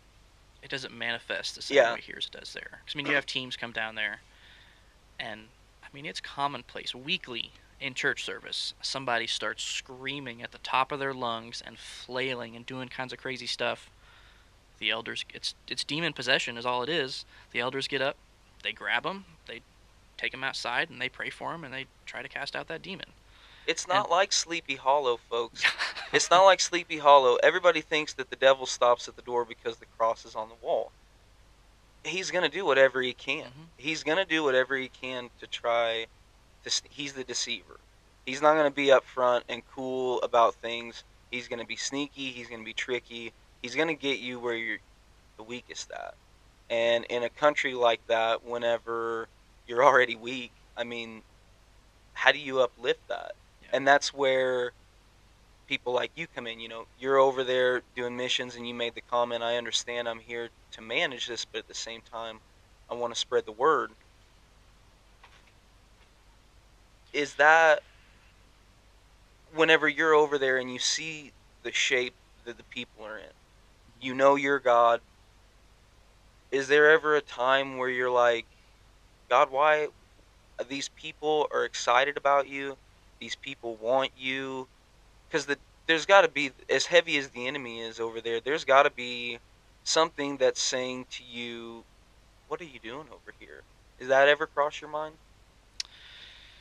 Yeah, especially when you go there, like just a week long trip, and then come home. You're like, God, why? Why is this like this? Why are you doing this? Why are they going through this? Why do you allow the enemy to work like this? And that's a tough question to wrestle with. Um, But it's one, spending, but it's one that everybody wrestles yeah, with, and that's what that everywhere. I Yeah. wanted to shine light on that because people seem to think that all of a sudden these ideas go out of your head. You know, you're a Hmm. Christian, you've seen God work, but in the same time, that's just it. You've seen God work, and you're like, why not here? And there's a greater lining behind that. And I didn't ask that question to try to put you in a tough spot or Yeah. anything like that because I understand. I've asked the same questions myself. I ask them on. I hate to say this, but on a weekly, there'll probably be a moment where I'll be like, "Man, God, why?" Like, so these things happen and you're in the muck of it. You're getting your hands dirty with it. It's not like you're watching this on TV. It's not like this is some um, Ozark Public Television special that you're watching on a Yeah. Saturday night. You're in the middle of this Hmm. and you're saying to yourself, you know, there are those moments and it doesn't make you a bad person. It's just our flesh that kicks Yep. in. Why, God? And to keep going back and to keep experiencing that says something about your faith in God. You know, Hmm. hey, something is going something's going on here and you're doing work and I am just the hand that you're using. Yep. That's what leads you through well basically I mean over a year altogether that you spent in Haiti? I mean, I know it was scattered Yeah. throughout, Yeah. but you have 2, 3 months, and then so there's half a year at least, and then you said 2 or 3 weeks, Yeah. sessions in there. So basically a month, um, of or not a month, a year. Sorry, basically a year of being over in Haiti altogether. You had eyes on it. You had feet on the floor over there. What's whenever the last time you were there and you left? What was your last impression? Did you feel like we're really making progress here, or was it just one of those? It was another mission, and I'm back after three Yeah. months, and I was tired. I mean, my heart still breaks for Haiti because there is such great darkness there, but I also know there is great light there as well. Yep. Um, because there are some great pastors and great churches there, and there's great ministry serving there and serving in good ways and right ways. There are a lot of ministries that they want to bring clothes down. They have missions teams come, they bring clothes, all kinds of stuff like that to give out to people, which is great and it's a need. But also the problem is there are people there. The only way they make money is to sell old clothing. And when we bring clothes like that, yeah, we're helping somebody have a free T-shirt, but where somebody's family, that's their only source of income is selling that free T-shirt really cheap to somebody else. Yeah. So you're helping some, we're also hurting others in some ways. And as far as just within the spiritual aspect of it, there are good pastors, and Project Hope wants to do pastor trainings to help get pastors, one, to fully understand the gospel and what it is, and not have these weird, different mix of voodoo and Christianity theologies, which is one way for the enemy to just move in and work in that. Um, the possession is so common there. People always ask, like, well, why does that always happen here? But why don't we see that at church? Like, well, for one, here in the States, we have so many other distractions. I don't think the enemy has to manifest that way in us because we're doing it to Yeah. ourselves. He's like, I mean, I'm sure he does, and he'll use those things against us. But at the same time, he's like, the enemy's like, why do I need to put work into you when you're already doing it to yourself, Yeah. pulling yourself away? Right. So, and everything is so spiritually mixed down there. When you have people that they're the pastor because they're the only one that can read, but they don't believe it, and they're just there so they can make a buck from the church. Yeah, you're gonna have some twisted theologies. People that are, from our standards, have nothing, and they're putting all their faith into this, which is a wrong gospel and a wrong representation of what Jesus is, and then they're being filled in with this kind of wrong thing. And they You take know, it back to their family. yeah, they take it back, and when they're struggling, instead of really giving it to Jesus, they could be opening themselves up to who knows what.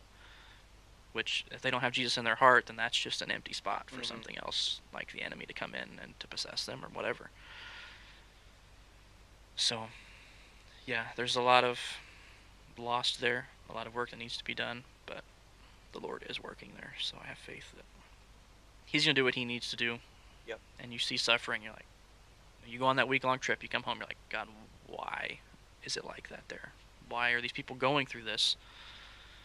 Well, that's suffering. It's not, you're not guaranteed to have, you know, sunshine and roses once you become a Christian. Like, there will be suffering, and it's hard for us to grasp and understand with our mind, but that suffering will be used for God's glory in one way or another.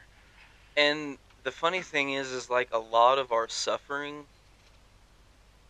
which it is suffering, I'm not going to say, but our so-called suffering is just our flesh being torn away from our spirit. And Yeah. we don't like that, Mhm. And so that's suffering, Right. You have to wait a little bit. Well, to me, that's suffering because I want it now. That's just, I'm called to wait. So me being called to wait, that's just my flesh being torn from my spirit. So Mhm. a lot of these things that, and I'm not saying they're not suffering at all. I don't want to put, make it sound easy.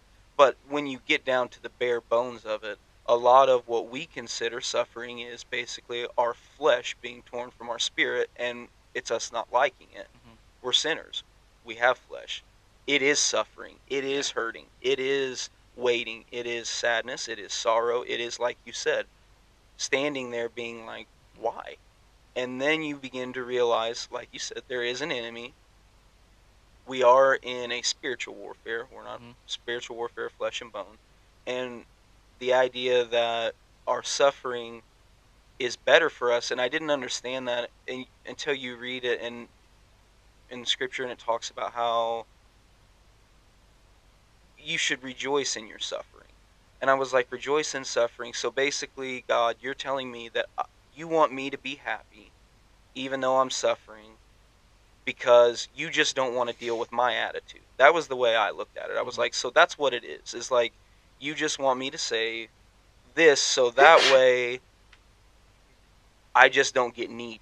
But then I began to realize what I just said. Everything that I considered suffering. So, for instance, I've got a nail in my tire and a slow leak, and I've got to fill it up every morning. That's suffering. Why, God, did that happen to me? It's just a screw in the tire. I'm gonna get it replaced on Monday at work. Mhm. So it's inconvenience, Yeah. but to me that's suffering, man. That's just really, really And suffering. that's where some of that culture shock comes in Yeah. for me, because I'm like, for us here, that is suffering, and Hmm. it is that's a thorn in our flesh here, Right. But over there, It's it's not knowing where literally your next meal's gonna They not come don't knowing your have a next from. meal. car, Yeah. It's bro. physical suffering. It's like these people really are sold out for the Lord, and they know. Yet they do a lot of like medical teams that come there, and they know the Lord. Their faith is solid. They believe in the Lord. They don't have the food. They bring their child in with covered in scabies, or seen one where like there was some kind of bacteria eating their flesh, and you could like see inside their body. Like, yeah, no, we can't help you here. You need to go to the hospital now. But the hospitals are worthless too. You're probably more likely to die at the hospital than not going to the hospital. Yeah. So, yeah, I was it's watching hard it. to wrap your head around that kind of suffering, because we're like, God, why would you do this? Or we come up with our own ideas, like, why? Well, for one, that type of thinking is like us trying to think we can do it better than God. Yeah. Which We can. we absolutely Yeah. cannot do that. There's no way we ever could. And then two, gosh, I lost my train of thought where I was going with that.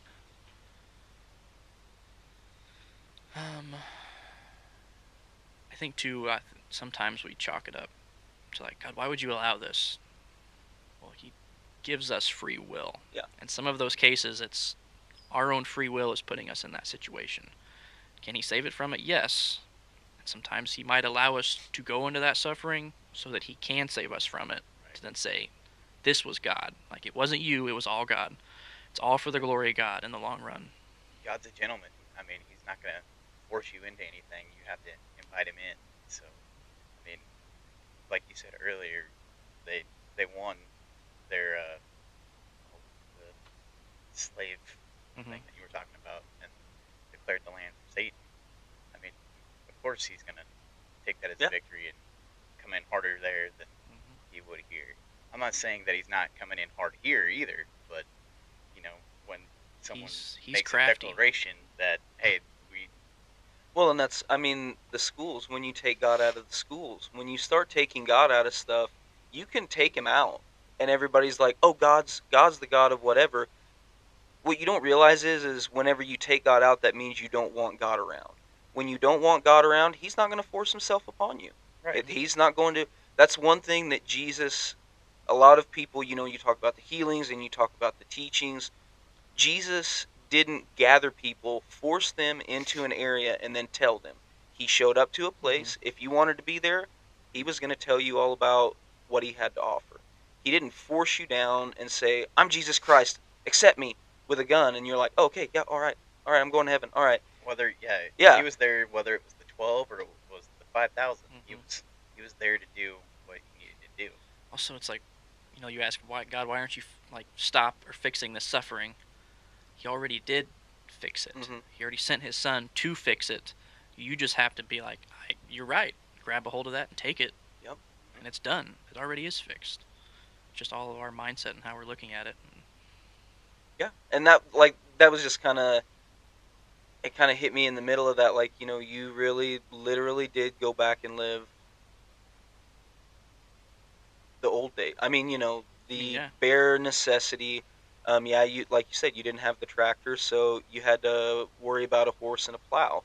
You get your horse and your plow, and you're like, this land has not been tilled in years. And so all of these things that mix up, and He goes from getting a plow to a jackhammer kind of thing. Yeah. yeah, yeah. Also, my corn grows in 85 days, and I'm there for 90, so I'm like, I have to figure something out now. I don't have time for this.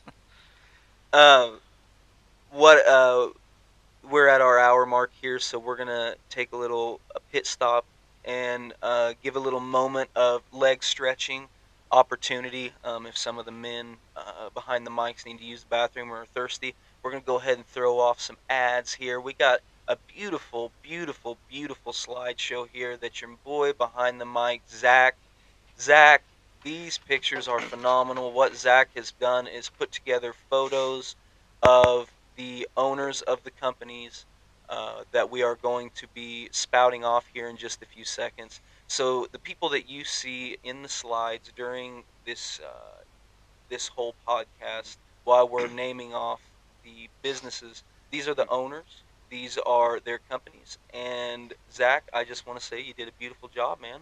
Thank you. I appreciate it. Our first one today is Larry. Larry's always got his set of keys walking around the church. He does many different things for our church. He's our basically our contractor, our plumber, all kinds of stuff. Electrician, Electrician. The man just DJ, never quits. He's got firefighter, uh, a nonprofit that he cell helps phone with. poker extraordinaire. That he helps with. It's Sleep in Heavenly Peace, making sure that no child sleeps on the ground.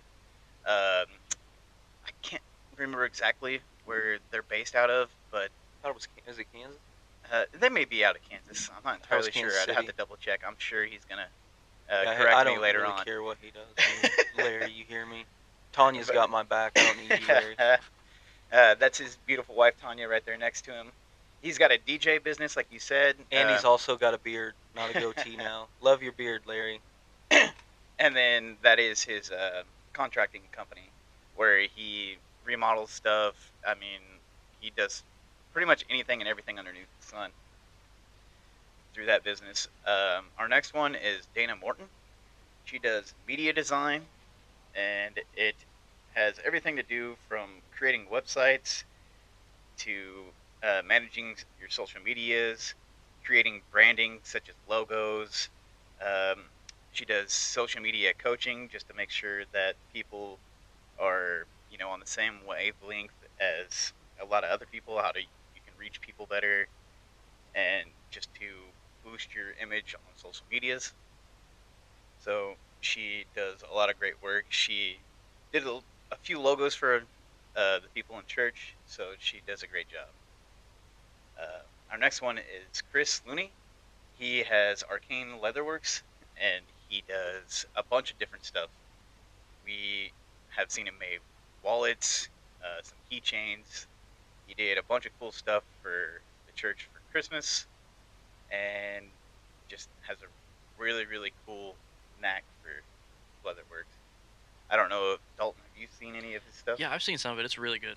Yeah. Very, very And then technical the way he does it. Looks yeah, great. it's insane what he can do with a piece of leather now. Oh yeah. And I know right now at the moment, excuse me, he's kind of on a hiatus while he's trying to figure out what direction he wants to take the company in.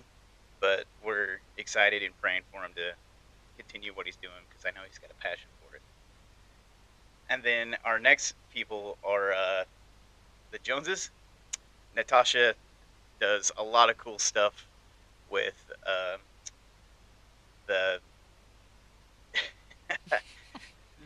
Natasha, do you want to say anything about your company while Yeah, you're it's your here? chance. You're here. You're gonna leave it for you. Okay. The Joneses actually just walked in. She does a lot of stuff, taxes, financial stuff for people. She's got a bunch of different uh, packages that she can do for your company. Great stuff. And then we also have Jessica Barton. She's one of the stylists for Plunder, making different types of jewelry and all kinds of cool stuff. I just looked on their website late last night, and it's crazy all the stuff that they can do nowadays for jewelry and earrings. I wouldn't have thought that that would have been such a big market. Just the standard hoop earrings or studs or something like that would have been it for me. But there's all kinds of crazy designs and bracelets and everything else, and it's really cool to know that Jessica has a huge part in styling I'm sure you can and find creating something some of you those. might like there, Zach. Yeah, you never know. I don't know how Caitlin would feel about me getting an earring or something like that, but I may have to consider it. Surprise her one day. I mean, she's been gone this weekend, so you never know. It may pierce my ears before she gets. So Come back a new man. yeah. And then we got, last but not least, the man, the myth, and the legend, the Beards and Riffs guys. That I know all the guys behind the mic today have been using their products. Nate and Wayne have a great company. They're both on fire for the Lord, along with all the other owners we have today are also huge people and are following the Lord. But these guys have an amazing, amazing beard care product line, and they are just phenomenal.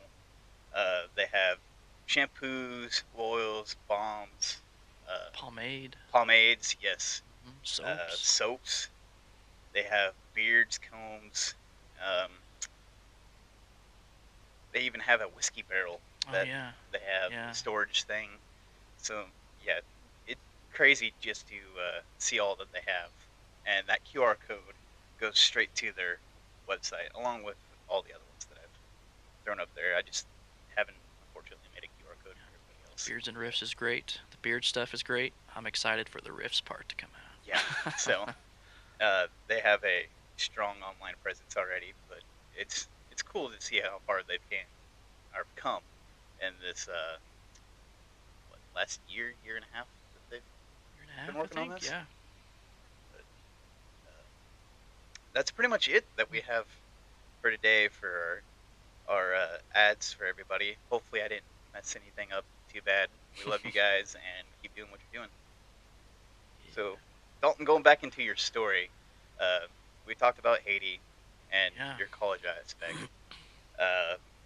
Did to touch up on that a little bit? Did Lacey ever go on a mission trip with you guys, or have you ever done one together? So, actually, just a couple weeks ago was the first mission trip we went on together. So right now, for those you don't know, she's a full-time missionary with Chi Alpha now, where we Right. met. She's just finishing up her first year working with Chi Alpha, which has been amazing.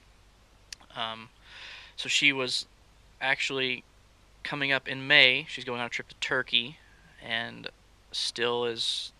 It's an expensive trip. They're spending almost 2 weeks. They get to go to Tarsus and see a lot of this historical stuff you read in the Bible. They're getting to go see and do, which is really exciting.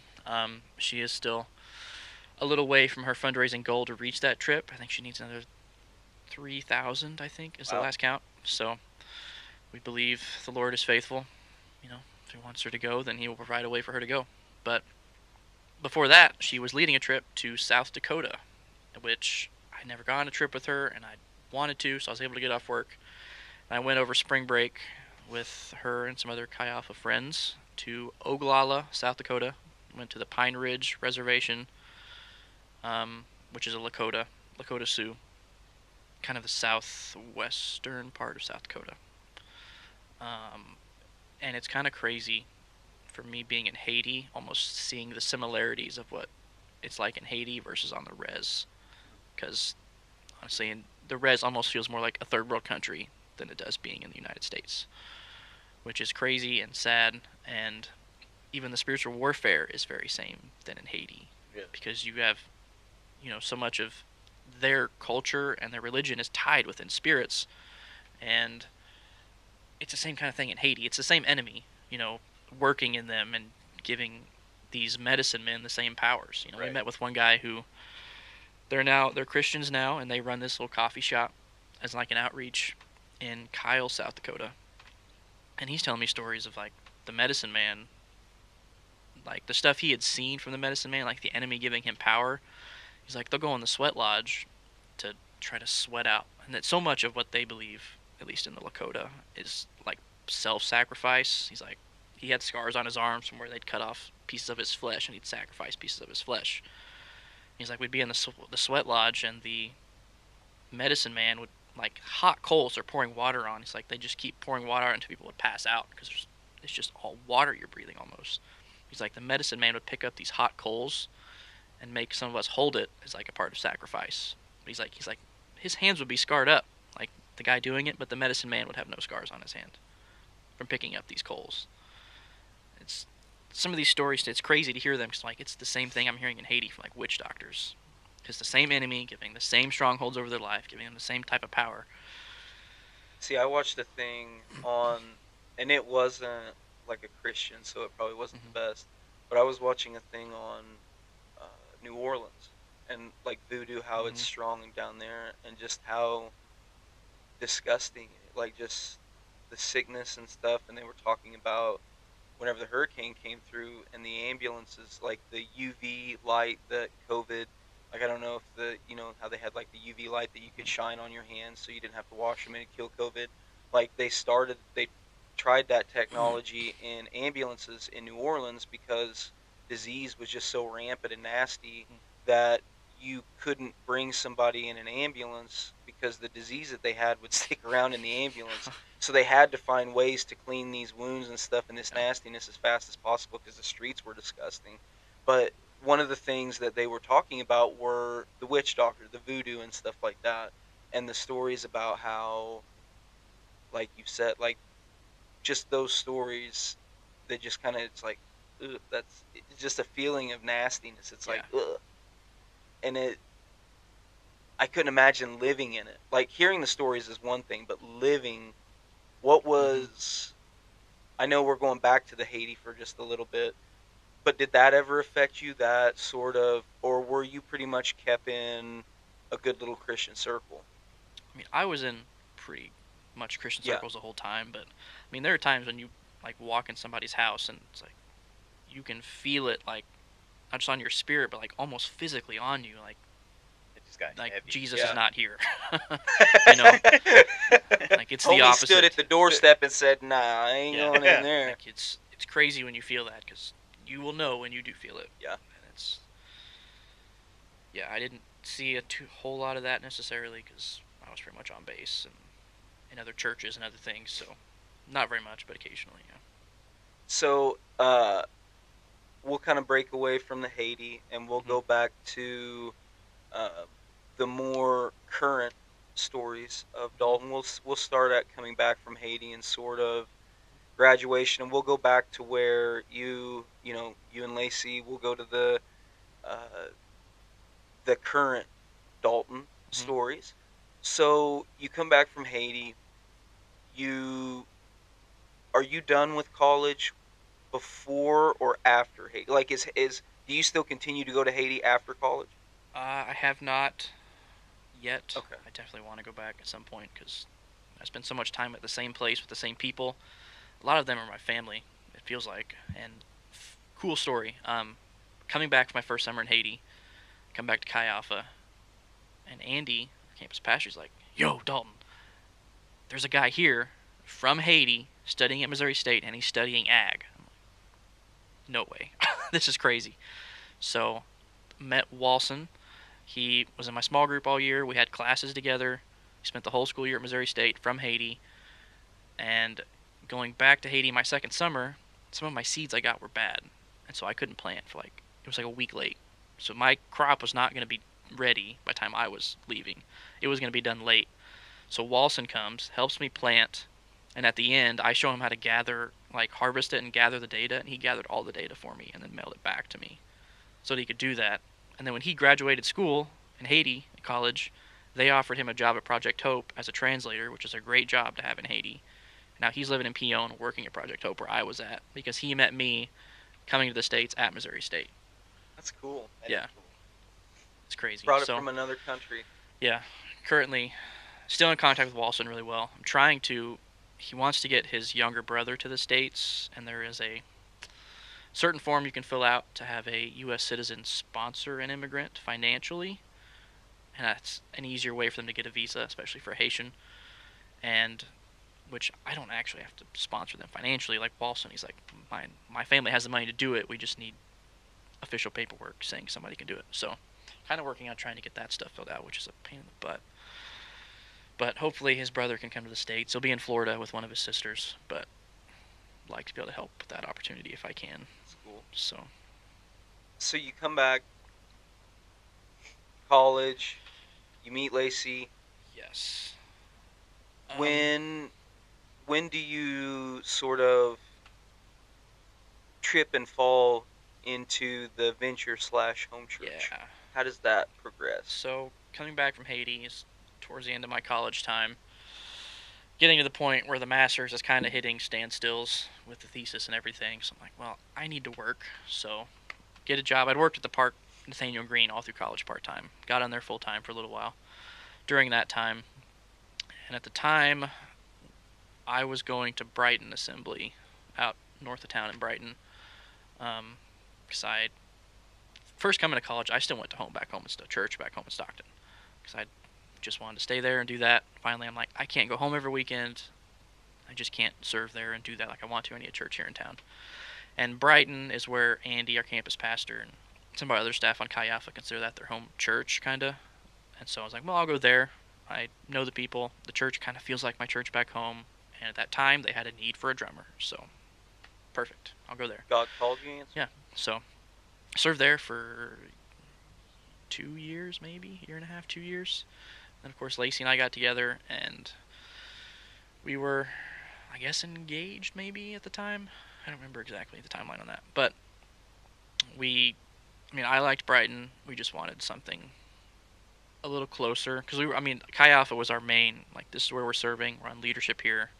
They have. And where's the main focus of that area at? Missouri State campus. Yes, it's on the campus to reach students. But Chi Alpha itself isn't a substitute for the church. It'd be considered a parachurch because it's just reaching students. It operates as a church. We have service every Monday night, have small groups, everything else. It works the same way. But you really still need to have that full church body and community of a wide range of believers, not just college students. And Brighton was a little ways out of town.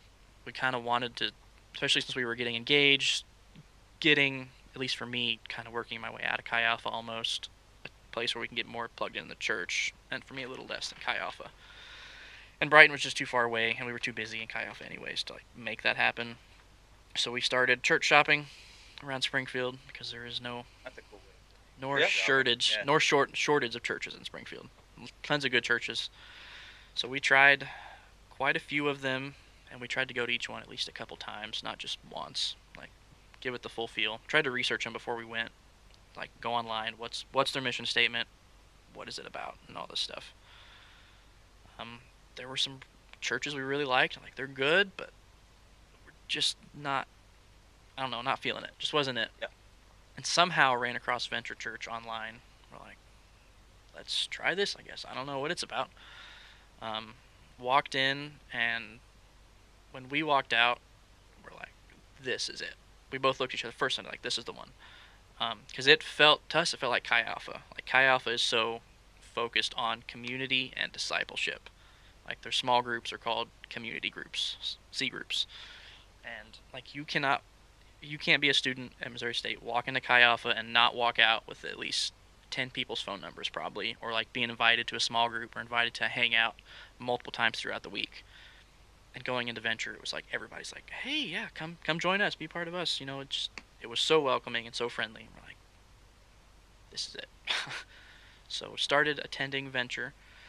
We never got, I guess, as plugged in as we wanted to be because we were still doing so much in leadership in Chi Alpha. We would just attend on Sunday when we could, and that was about it for a year, maybe a little over a year. And then I was just starting to kind of work my way into the worship team on Venture, and of course it was in the middle of COVID, so I played once, but it was a recorded session, an acoustic. But we started to feel the Lord, like I just we didn't want to feel like He was pulling us away. We're just confused, like God, this was the one. We like felt that confirmed in our hearts, and now like why you kind of feel like you're pulling us away from here? We didn't know what the heck was going on. Trying to work through that and figure out where are you calling us to then? And we were at that point married or engaged still. Gosh, I don't remember now. Anyways, just kind of felt the pull away, and we didn't really know why or what for. And then we're like, well, we don't want to just leave. Like we'd like to sit down with Rick and Nicole, especially since I just started joining the worship team. Just talk with them, share our hearts, kind of see where we're gonna go, and just talk about that, get counsel from them. And by the time we decided to do that, we didn't go to church that next Sunday, and then that was a Sunday that Rick is like, this is my last Sunday, I guess. So we weren't there for that. That whole breakup didn't hit us as hard because we didn't have so many roots in it necessarily. But we're just like, felt like God was calling us away, and then that happened. And we're like, oh God, what you doing here? Like, what's going on? That's kind of weird. And then a few weeks or a month or so later, Caleb Thomas reached out to us. He's like, hey, we're doing our own thing called Home Church here south of town. Love to have you check it out. Yeah, sure. Sounds cool. And went there and was like, this was it. It wasn't that God called us to Venture. I think God called us to this group of people that at the time was at Venture that would become Home Church. So we talked about you playing drums and stuff like that. Mm-hmm. Now that Easter's came and gone, was it nerve-wracking for you to play on Easter this year? No, I mean I've done worship so much. It's just get up and do it. I mean, don't think about it really. How crazy was it for you to play Let's Get Loud? I believe is yes, that was the first song we did. Yeah, that one was fun. Might Get Loud. Yeah, it definitely got loud. Yeah. That's every once in a while, because worship songs are pretty, at least for drums, cut and dry, straightforward. It's not like, if it's a song, so a lot of times it's a song I've never heard, and if it's one of the slower songs, I'll listen to it maybe once or twice before I show up for practice and show up and play it, because worship songs are pretty much cut and paste of each other, honestly, a lot of times. But so it's fun when you get a song like Might Get Loud that has a little more going on to it, where it's a little more technical. I'm like, a challenge. This is good. I like this. That's some of those Holy Ghost notes. Yeah, I played hard on that one. I had just bought a new pair of sticks too, and I broke one, and then I broke the other like the day, like the practice right before, and I had to buy a whole other set of sticks just for that song. You touched my drumstick. Somebody touched my drumstick. There's a chip in the left one. Whenever it comes to worship, and that's where you started, but now you've also planted your roots a little bit deeper in the home church soil by Tenacious Discipleship, and this is on its second year, correct? Second session, yeah. So a little over a year. I guess so, yeah. Getting close on a year, yeah. Second season. It's the second season. Session? I don't know. Second time around, I guess. Second time around, yeah. Yeah. So, for you talking about. Yeah. So, whatever. For you, Chi Alpha discipleship, that's a big thing, anyways. Like you said, just sitting down and filling up each other. Those are going to be empty, need filled up. Those that are filled up can fill somebody else up. So, we'll talk more about what discipleship means to you, because obviously throughout your whole story today, you've talked about what discipleship means to you, but we'll get more in depth into just discipleship in a Yeah. second. Right now, I'd like to talk about just the tenacious discipleship. What Mhm. was it? Was it just the Chi Alpha, and you realized what it had done and what it can do, and you wanted to bring that to home church? How did tenacious discipleship get started? And give a little bit of after how it started. Explain a little bit what tenacious discipleship is. Yeah. So the name, I just kind of randomly came up with it, just Yeah. Tenacious Discipleship, because Tenacious D. I feel like for young adult men, kind Yeah. of get Yeah. that, and it's kind of just a funny name.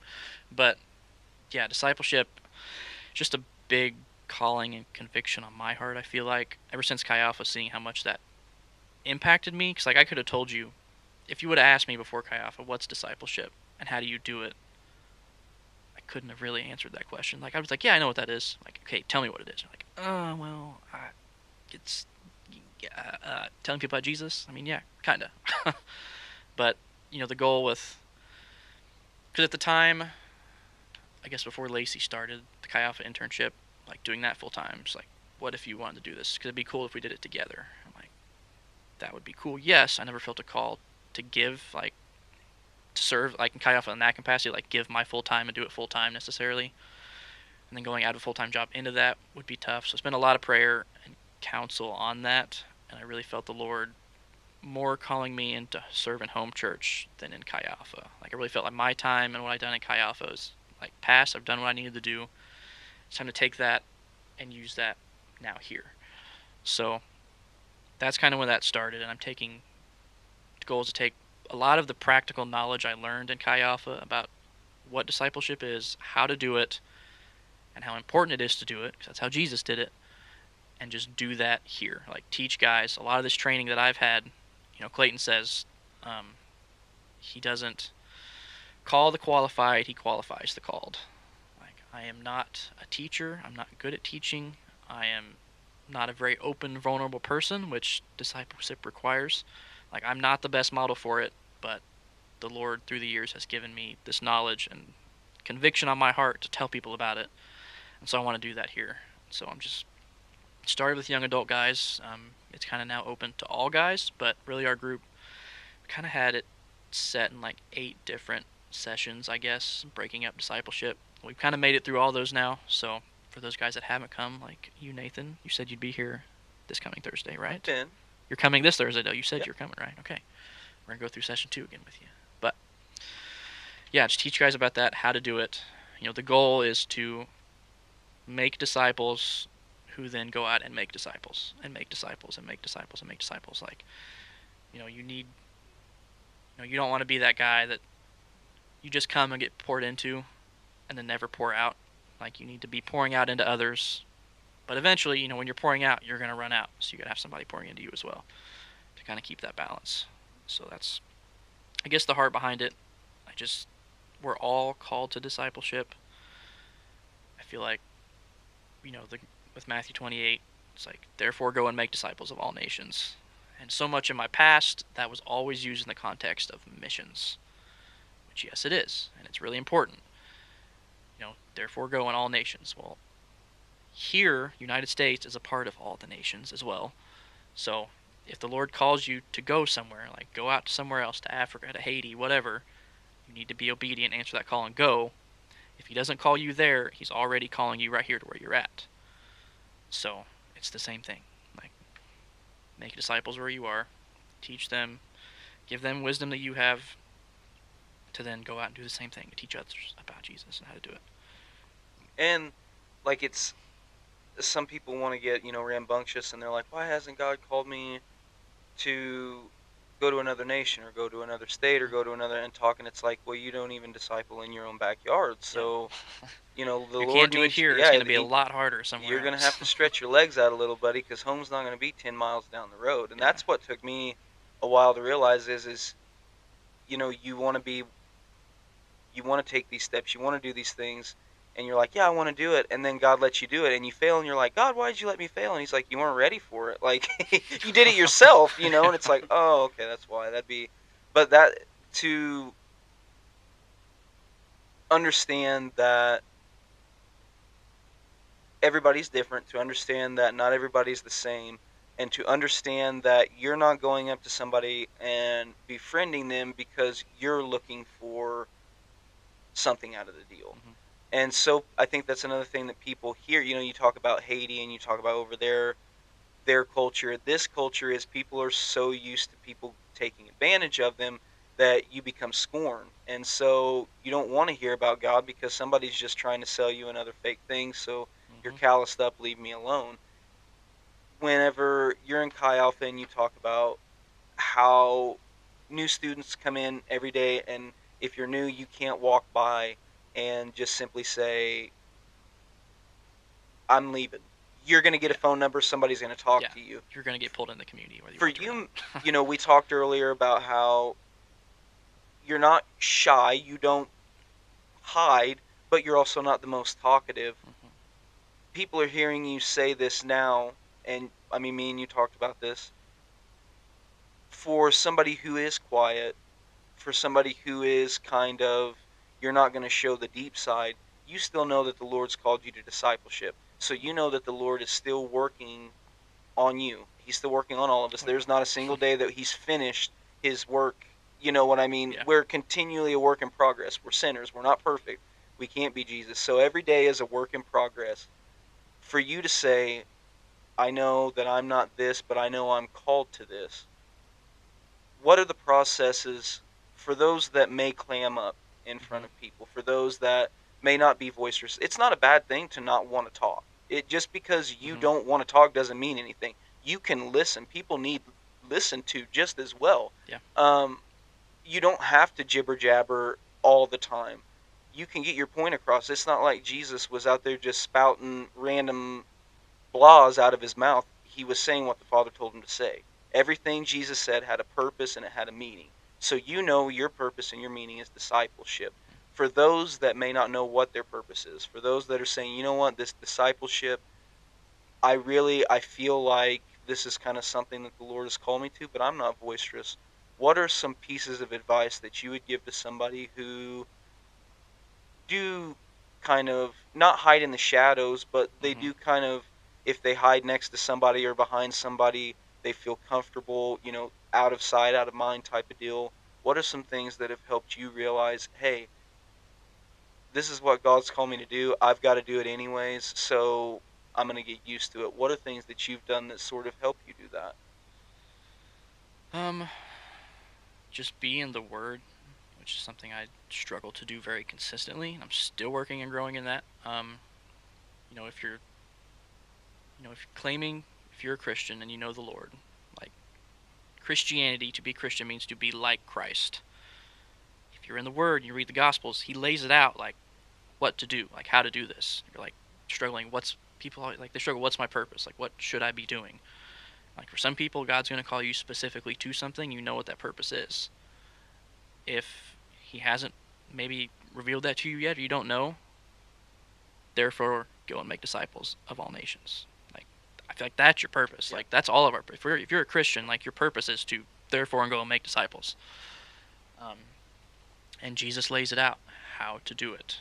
I mean, he preached to the masses, and did those big sermons, but primarily his main vehicle of how to do this was through the disciples. Like Jesus, we can probably there's not much argument that he's a pretty smart guy, and he's very intentional in everything he did. As the creator of this universe, you can look around, everything he did had purpose and had intention behind it. Same way when he's making disciples. It's like I kind of treat it the same way that he does it. You have obviously the greater circle of people that are like you have in your life, and then within that you kind of have, in his case, like the 12 that are like his core group. That's the people he's spending most of his time with, because they're the most faithful, the most available, and the most teachable people out of that group. I remember the first time that I got angry in an argument about Christ was about the disciples, and one of the people tried to they were like, well, if Jesus knew people so well, then why did he let Judas in his group? And I'm like, he had to die. Do you not realize that our boy had to die for us? And Yeah. the way to do that was before time was even before that time came, back in the Old Mm-hmm. Testament, what he was going to be deceived. He would be deceived. I mean, that was the story. He told his disciples, "I'm going to be deceived." He told Mm-hmm. them, all of them, when they were sitting there, one of you is going to turn your back on me. And Judas was over there on his phone playing Clash of Clans, Clans. like, oh boy, don't look at me. It had to happen, and I got Yeah. mad. But I know that was a weird sidetrack. Yeah. But my thing about the 12 disciples that's important and people have to realize is they were human beings. Mm-hmm. They were human beings. So when you read a story in the New Testament and you're reading about Paul, Peter, any of these guys, any of the disciples, they weren't Jesus. They were human beings, and Jesus used them. People have a hard time wrapping their mind around the fact that that's what we're called to do. We're called to be the hands. We're Mm-hmm. called to be servants. And whenever anytime that there's a new believer, a lot of times their mind is so into the world. It's so, what is this? What's cool? What's hip? What's that? You see it firsthand, kids coming into college. For somebody in your spot, you're one trying to reach them. You're trying to get them, I hate to say it like this, but interested in God. For you, what have you found? It's just letting the love and the spirit. I understand there's the, Mm-hmm. hey, we want to hang out, but I like it whenever you tell this story because you're a pretty plain-faced guy most of the time, but when you talk about discipleship and reaching people, the smile on your face and just I like to hear you talk about discipleship. And we just made the comment, discipleship, what is tenacious discipleship? I want to talk about actual discipleship Mm-hmm. now, and I wish we had a camera because his face lights up when he talks about it. To you, discipleship, what's the meaning? And what is, you talk about you felt this calling on your heart for discipleship. Just explain to us what that, because I think Mm-hmm. people don't understand necessarily discipleship until the night at Tenacious Discipleship when you basically plain and simply, it was simple terms. It was Mm-hmm. simple what a disciple is. And it began to click in my head. And all of a sudden I had this anomaly. You're talking and I rudely interrupted you like I tend to do here, but it just had me fascinated about how difficult we make discipleship, but how, when you put it in layman's terms, how simple it is. Explain a little bit about that calling on your heart about discipleship, and then give people a description of discipleship. I think break it down in the most simple terms. It's just relationships centered around Christ. Very simply put. Um, I mean, there's goal and there's purpose to, like, if it's a non-Christian, yes, we want to see them come to Christ. And then once they come to Christ, we want to see them grow in their walk with the Lord, so that they can then be sent out to do the same thing you did to them, like to teach them about the Lord, to help them grow in the Lord, and continue that line. Um, especially with like even with Christians, but non-Christians start out just build a relationship. Like, it's not just, you don't have to come out there and just pour the gospel down their throat. Like, just be their friend. You can do that, yes, but be the friend. Show them that you love them. You know, feed them the gospel. Fight for them when nobody else will. Be there. Be It's that not an friend. act. Yeah, It's not an act. You're not yeah. Like, you faking it. You're not truly trying love to. them. Yeah, Yeah, yeah. You just pour into their life and you know be vulnerable to them, and they'll be vulnerable to you. And when you build that trust, hopefully they'll begin to see Christ in you and how He's working, and the love of Christ through you from the way you're loving them, and they'll hopefully, praise God, come to know the Lord. And once they do know the Lord, or maybe they already do know the Lord, if you've built that relationship with them, then you are in a place in their life where you can challenge them and things in their life. Like, if you don't know someone and they come up to you and in a small group, like, you know what, I think you need to do this better. I can see you. Maybe you should step up and serve in this way. You're gonna be like, you don't know me, no, no, don't tell me what to do. But if you've built that relationship and trust and vulnerability with someone, you can be like, hey, I can see this in your life. and maybe you're not realizing it, but here's what you can do better. Or here's something I really see that you're really good at, and you should be serving this in the church. And that's a way to challenge people to grow in the Lord and all that. And so you have that. They're growing in the Lord. Mm. You know, you're at their back. I just now remembered what it was that made the light bulb click in my head. Give them the example of the math and basically what a Oh, disciple is and what a sermon is. What the difference in there? yeah. Because yes, there's a sermon, and you have televangelist or evangelist or whatever X, Y, or Z. You've got Reverend Clayton up there on a Sunday, Hmm. and they are reaching multitudes at a time. But a discipleship is more of a refined work. It is Hmm. more of a polished work. I would say that in essence, discipleship is a good home cooked meal, and a Sunday service is, I wouldn't say fast food, but it's not mama made it food. Yeah. You You don't have need to it. work for it, really. Yeah, you don't Just have go to get it. work for it. So this analogy that Dalton's getting ready to give you guys is one that he gave at Tenacious Discipleship, and it really made a light bulb click in my head of what is the difference between a discipleship and a sermon, so to speak. Yeah. So essentially, this was Jesus's method for changing the world. It wasn't the big sermons. It was just one-on-one relational discipleship. Um, and this is I guess, example they would use in Chi Alpha leading the new leaders to just show them, like, kind of tangibly see, like, the numbers and, like, why, obviously, Jesus' method was the best method to do it. And the illustration is the super evangelist versus the faithful discipler. And he's not talking bad about the super Yes, no. evangelist. Just that took me like 3 minutes, and I'm like, yeah, you know what, super televangelist. And I'm like, but No, but yes. no, he's not trash talking him. He's just giving, this is what happens in reality. Yeah. So So think of the super evangelist as kind of like the Billy Graham, which people are called to do that. The Lord is working in that. They're bringing hundreds of thousands of people to the Lord, and praise God, that's a need, and it's a great thing. Nothing against it at all.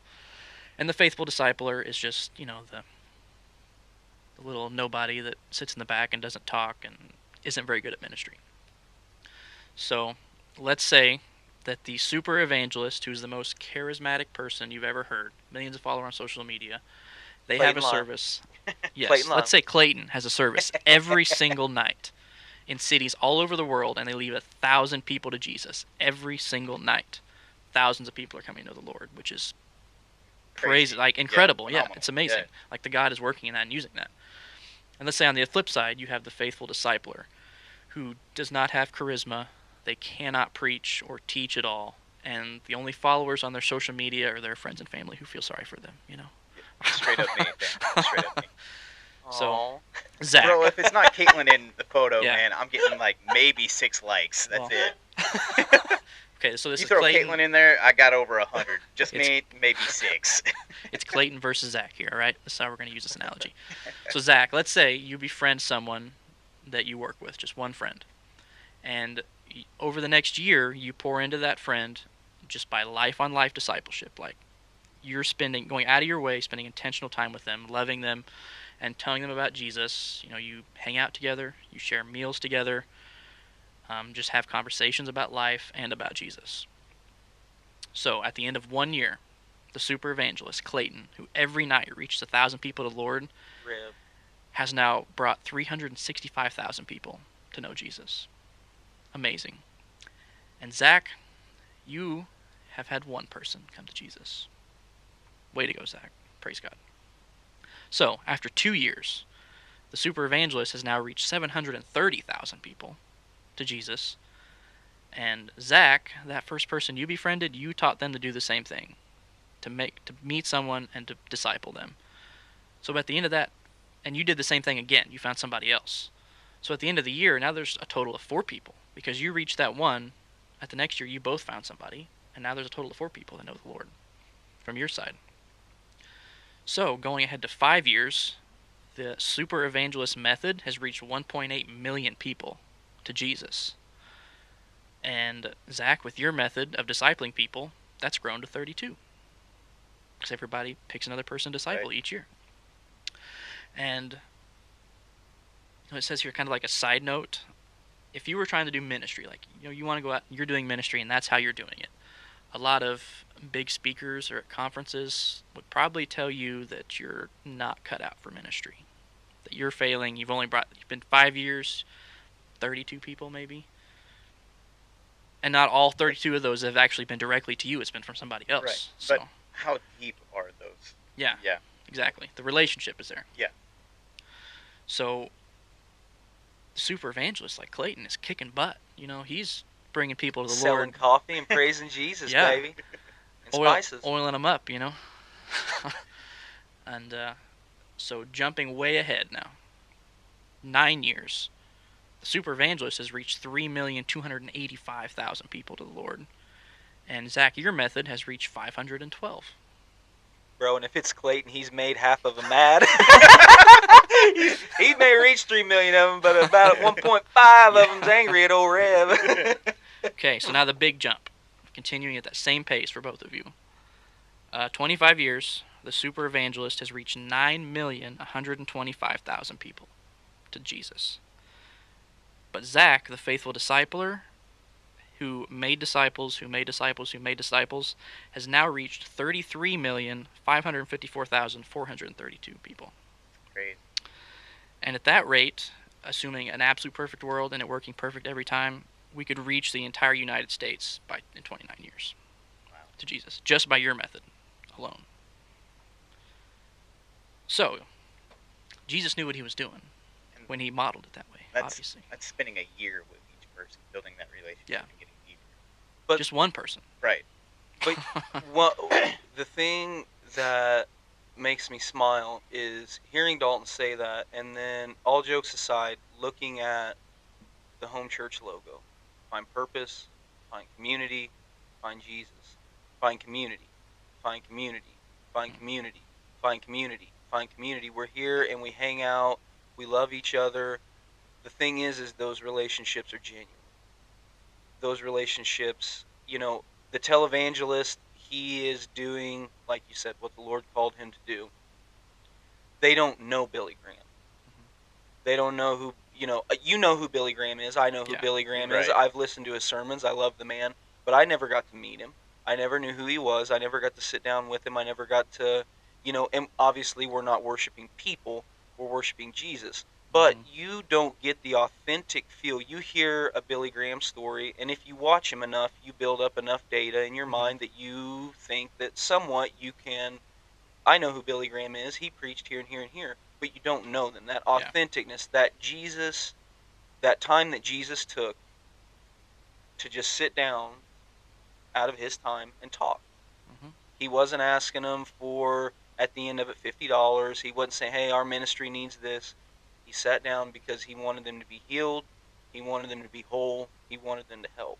And so that number, when you look at it like that, it begins to open your eyes how important being genuine with people is. You can put a fake smile on, you can have cameras, you can have lights, but at the end of the day, when the service is done, what's going on? Yeah. And at the end of the service, for about 20, 30 minutes, there are people still here hanging out, talking with each other, sharing what's going on with the week. And although it may not be sitting down around a campfire, although it may not be all this stuff, there's still decide how's the family, how's this. It all starts with that. It starts with the comfort. It starts with what we tried to do with this podcast. Get everybody a behind the scenes look, a peek at what goes on in Dalton's life. Because we get enthralled in our life and things happen to us and we see Dalton on a Sunday and Dalton doesn't say hi to us, so Dalton's mad and he doesn't want to talk. Well, no, Dalton had a lot going on last week. It's 6 o'clock in the morning. He's going to drum. Everything's fine. So this gives a behind the scenes look at who we. I know, obviously, when we're here, we are who we really are. But you get a more one-on-one, in depth. Yeah. You get a more sit down, a personal, and so with discipleship, with tenacious discipleship. With all of this stuff, Haiti, all of that, you've got some experiences under your belt. You've had some, what I would say, I would never do. If the Lord called me, I would do it. But Haiti, I'm not a plane guy. I'm not a dirt floor guy. I like my bed. I like my fast food. So just the amount of respect that I have for just anybody to, I mean, you take, and I'm not trying to cut away from this story, but Chris left his family, left his kids, went to another country to ensure that obviously his is us being safe.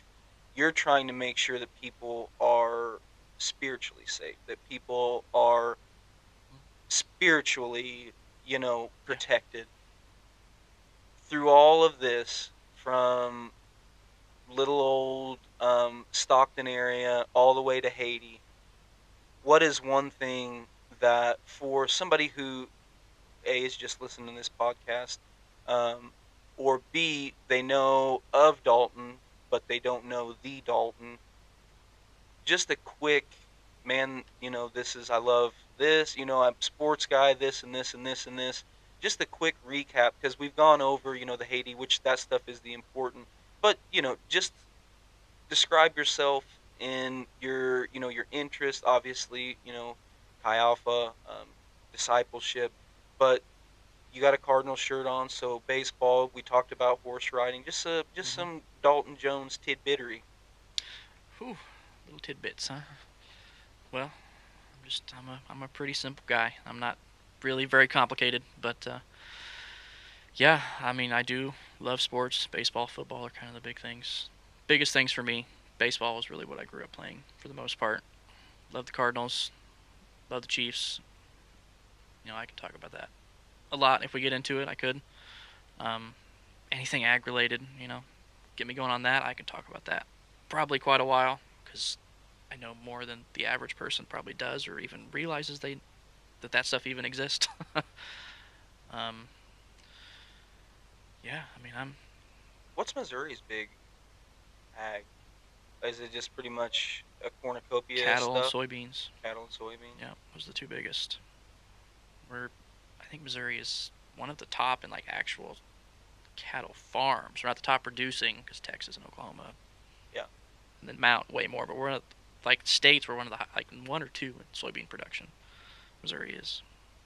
And so, like, a soybean filler, what all is a soybean good for? I mean, like, obviously you can eat it, but is it Yeah. like, what all is Going feed. I mean, anything that's feed? soy Okay. I based, was you gonna can say be we break down and at put my into work that. we use it a lot for Yeah. like chicken feed and stuff like that. Mm. It, it's a lot of filler that mixes in with Filler, yeah. corn and some High protein pellets and some, yeah. soybeans are. Yeah.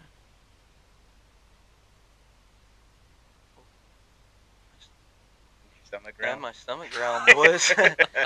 uh, I was like, the other day we were in here for youth, and Vic was hooting and hollering about something. You got to watch out in this church room in here. Oh, Vic gets cussing over there, Vic's pastries. You've been there, no telling what you're gonna. Then I felt my stomach rumble, and I was like, no, that's the old belly. Yeah. But so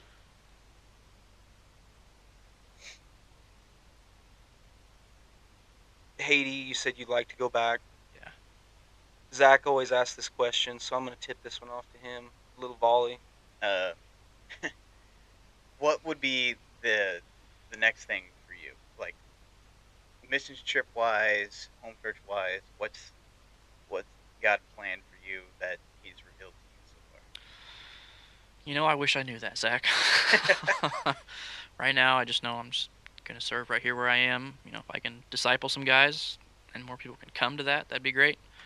Um, yeah, I just want to serve here where I am. I would love, again, the farm manager job at Convoy of Hope would be my dream job to do ag stuff, but really it's, a job that has purpose, has far? mission behind it. It's faith based, and essentially I get to do ag missions, but I get paid to do it. Right. I don't have to support race to do it. So, and it'd be here, so it's would be incredible. That's what I'm praying for. And for now in home church, just pour into guys, love them like Jesus did. hopefully, same for me. Guys would pour into me, help me grow, and I can challenge them as well, vice versa. So we brought this up last time, and now we have another member.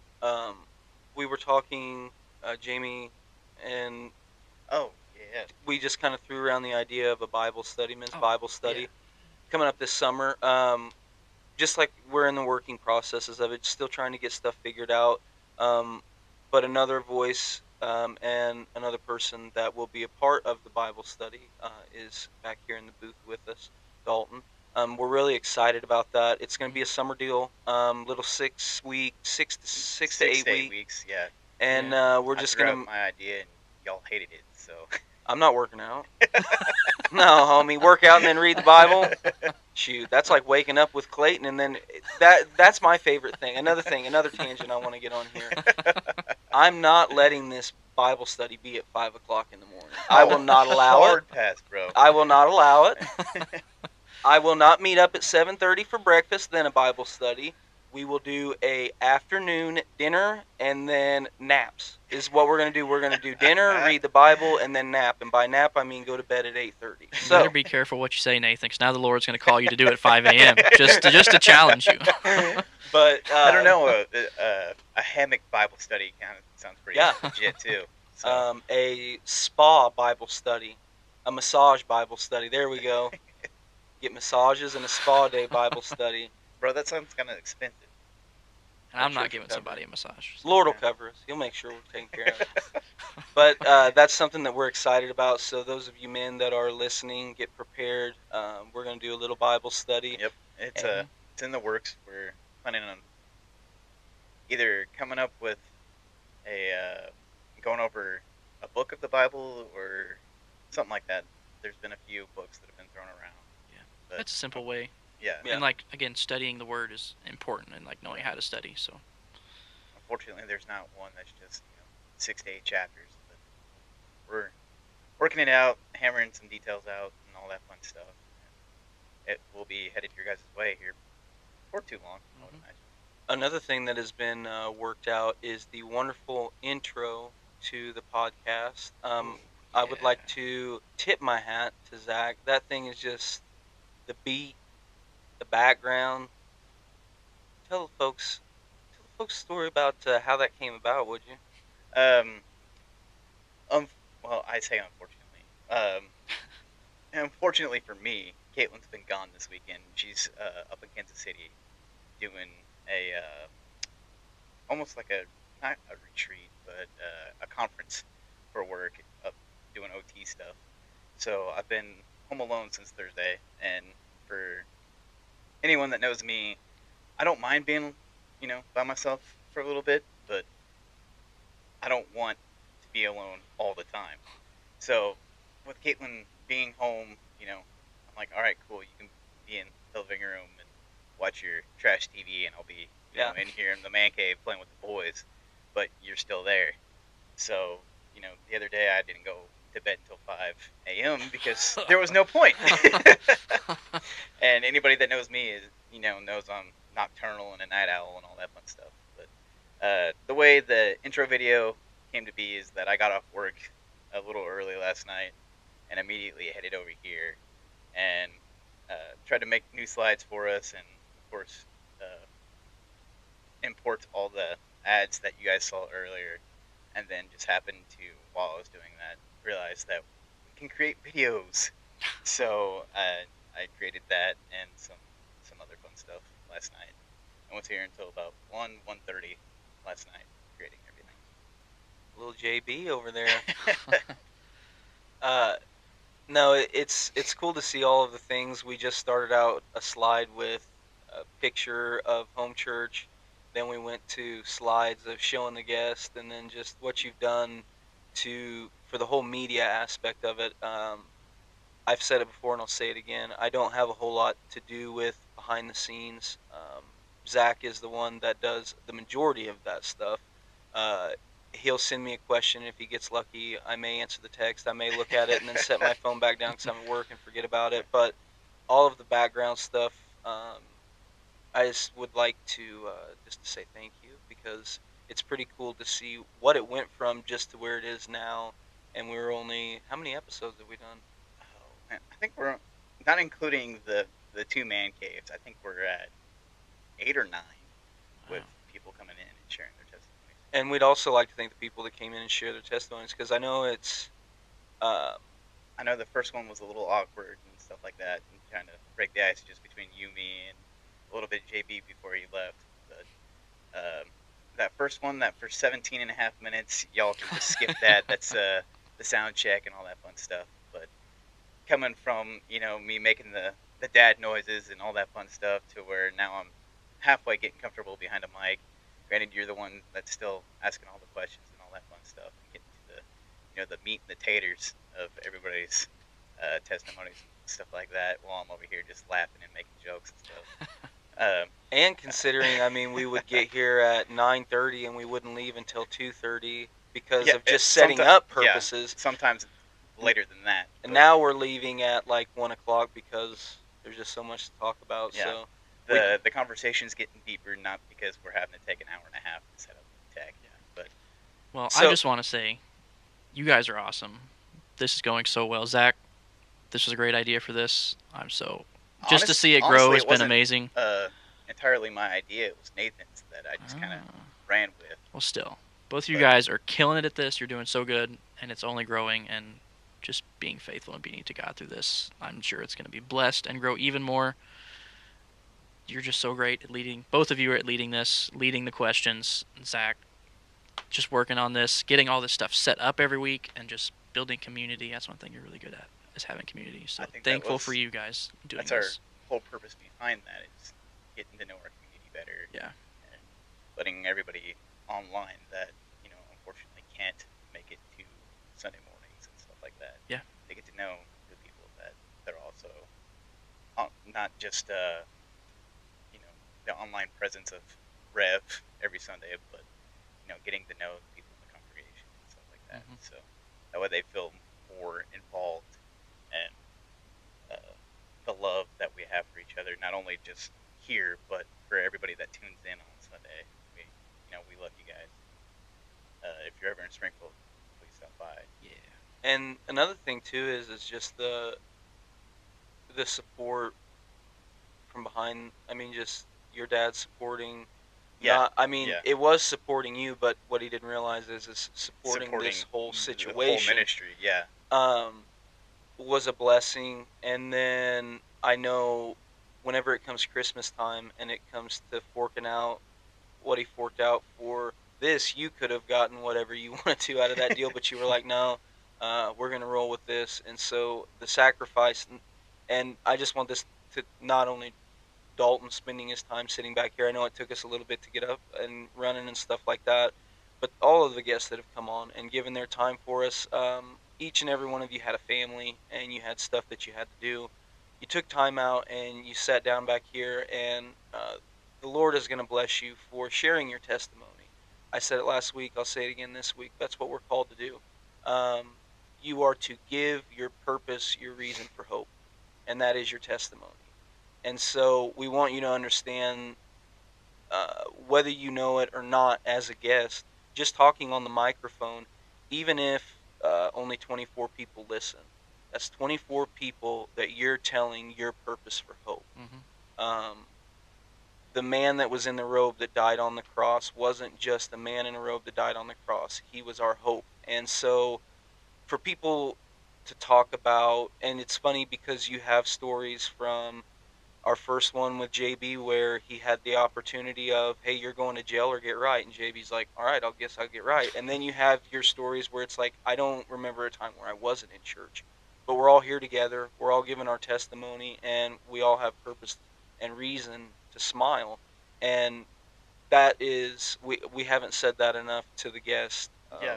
of how much we appreciate them giving their time uh, to make things like this happen. So we're gonna have.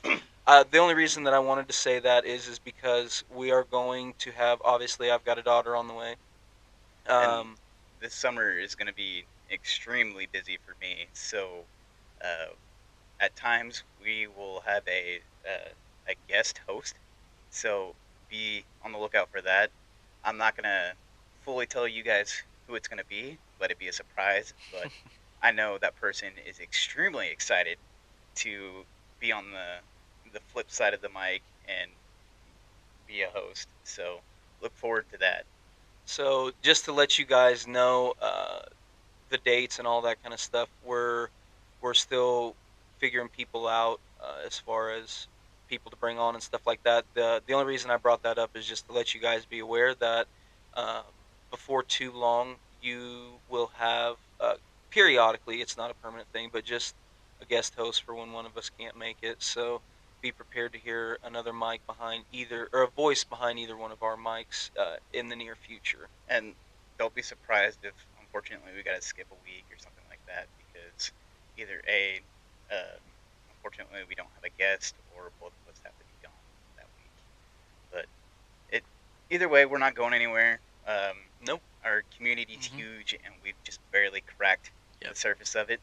So I know we got probably 6 or 7 people lined up. We just need to find dates Yeah. that work out and stuff like that. I know Larry's wanting to come on, Leslie's wanting to come on, Kim, Jessica, you name it, a few people are wanting to come on. I know uh, Natasha is wanting to come on. Gotta get Lacey on too. Yeah, Lacey wants to come on or needs to come on, and then we got the Mortons in the work Yeah. too. Ooh. So I'm excited to hear a more in-depth and personal version of their testimony. I did get to hear some of that while we were at Venture. We did video testimonies over there, but getting to uh, sit in, sorry, with them while they're giving it is going to be really, really cool. That's another shout out I want to give to as well. And I sent her a text because she was polite enough to remind me that I was doing the spiritual moment this weekend because I forget very easy. Dana messaged me and just want to give a big shout out to them. This Tuesday we had practice and they were fortunate enough that Tyler was able to take off. There's going to be a gentleman playing the bass, and I can't remember what his name is, unfortunately. I feel awful for that. I'm horrible with names.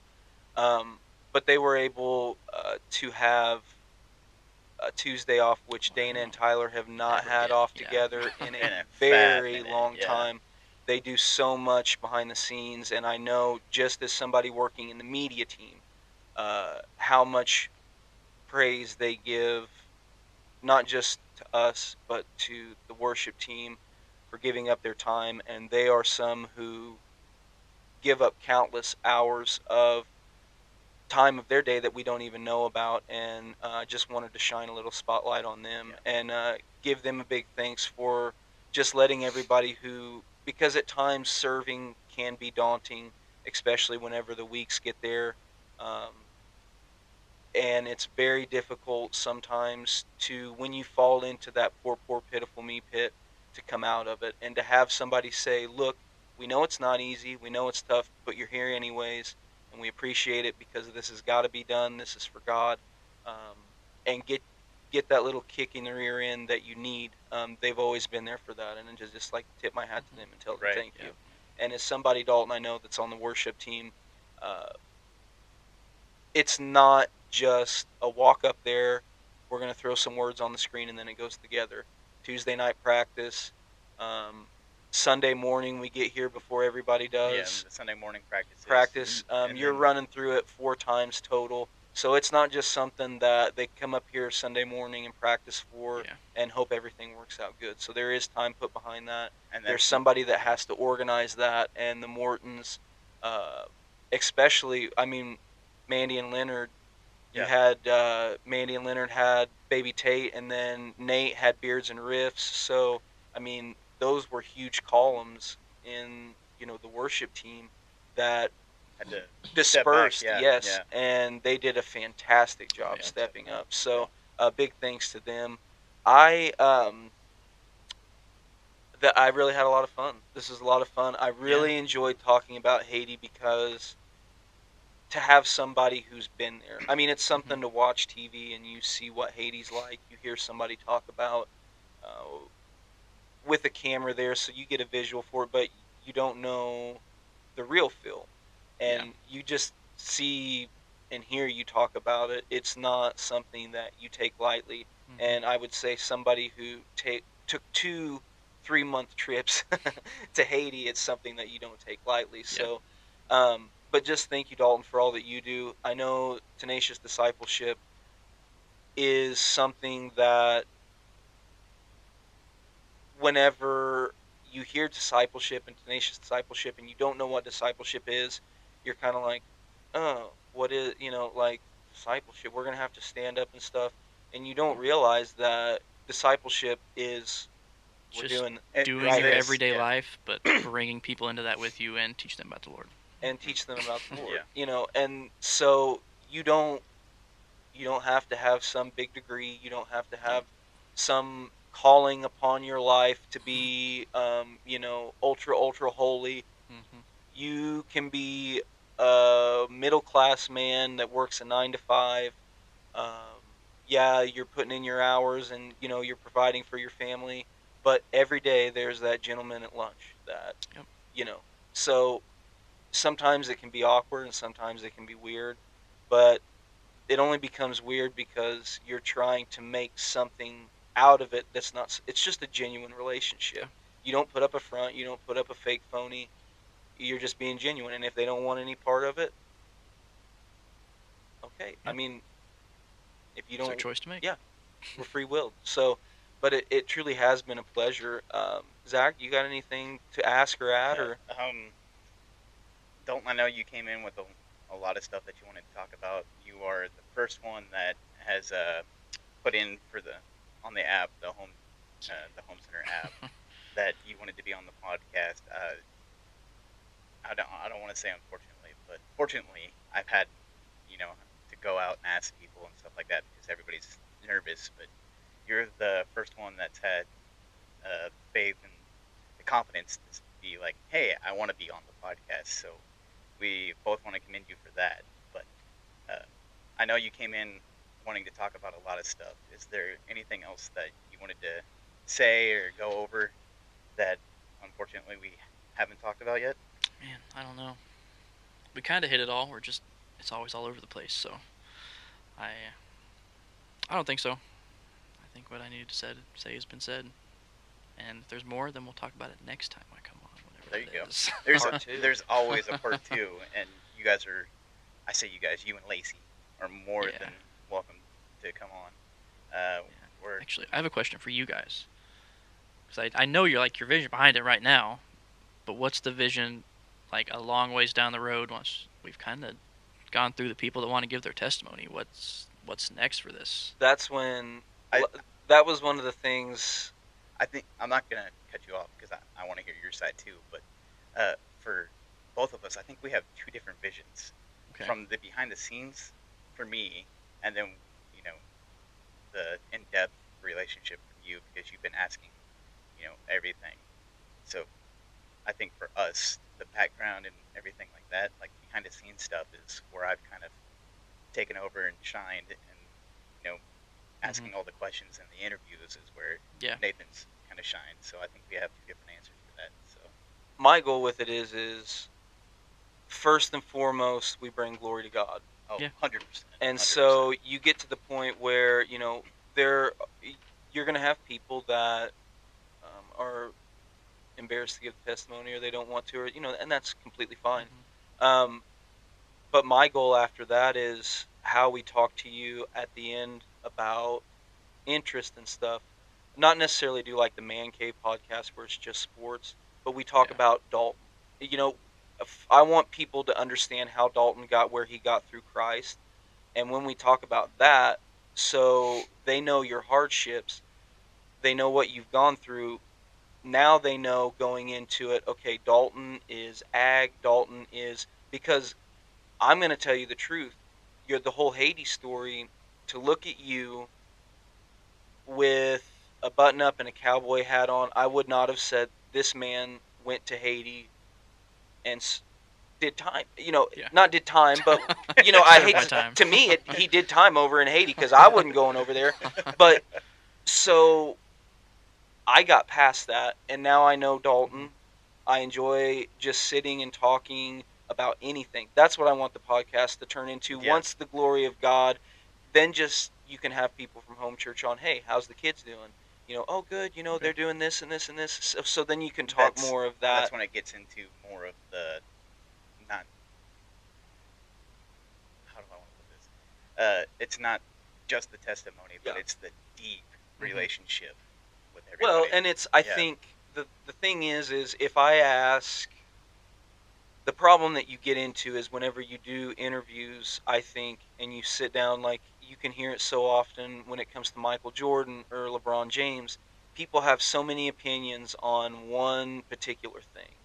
And I think when you ask somebody what is your experience with Christ, you can't say, "Oh, well, you're a liar, this and this and this and that," or you're making this up. So you're giving your testimony, and the thing that I love about that is people get to know.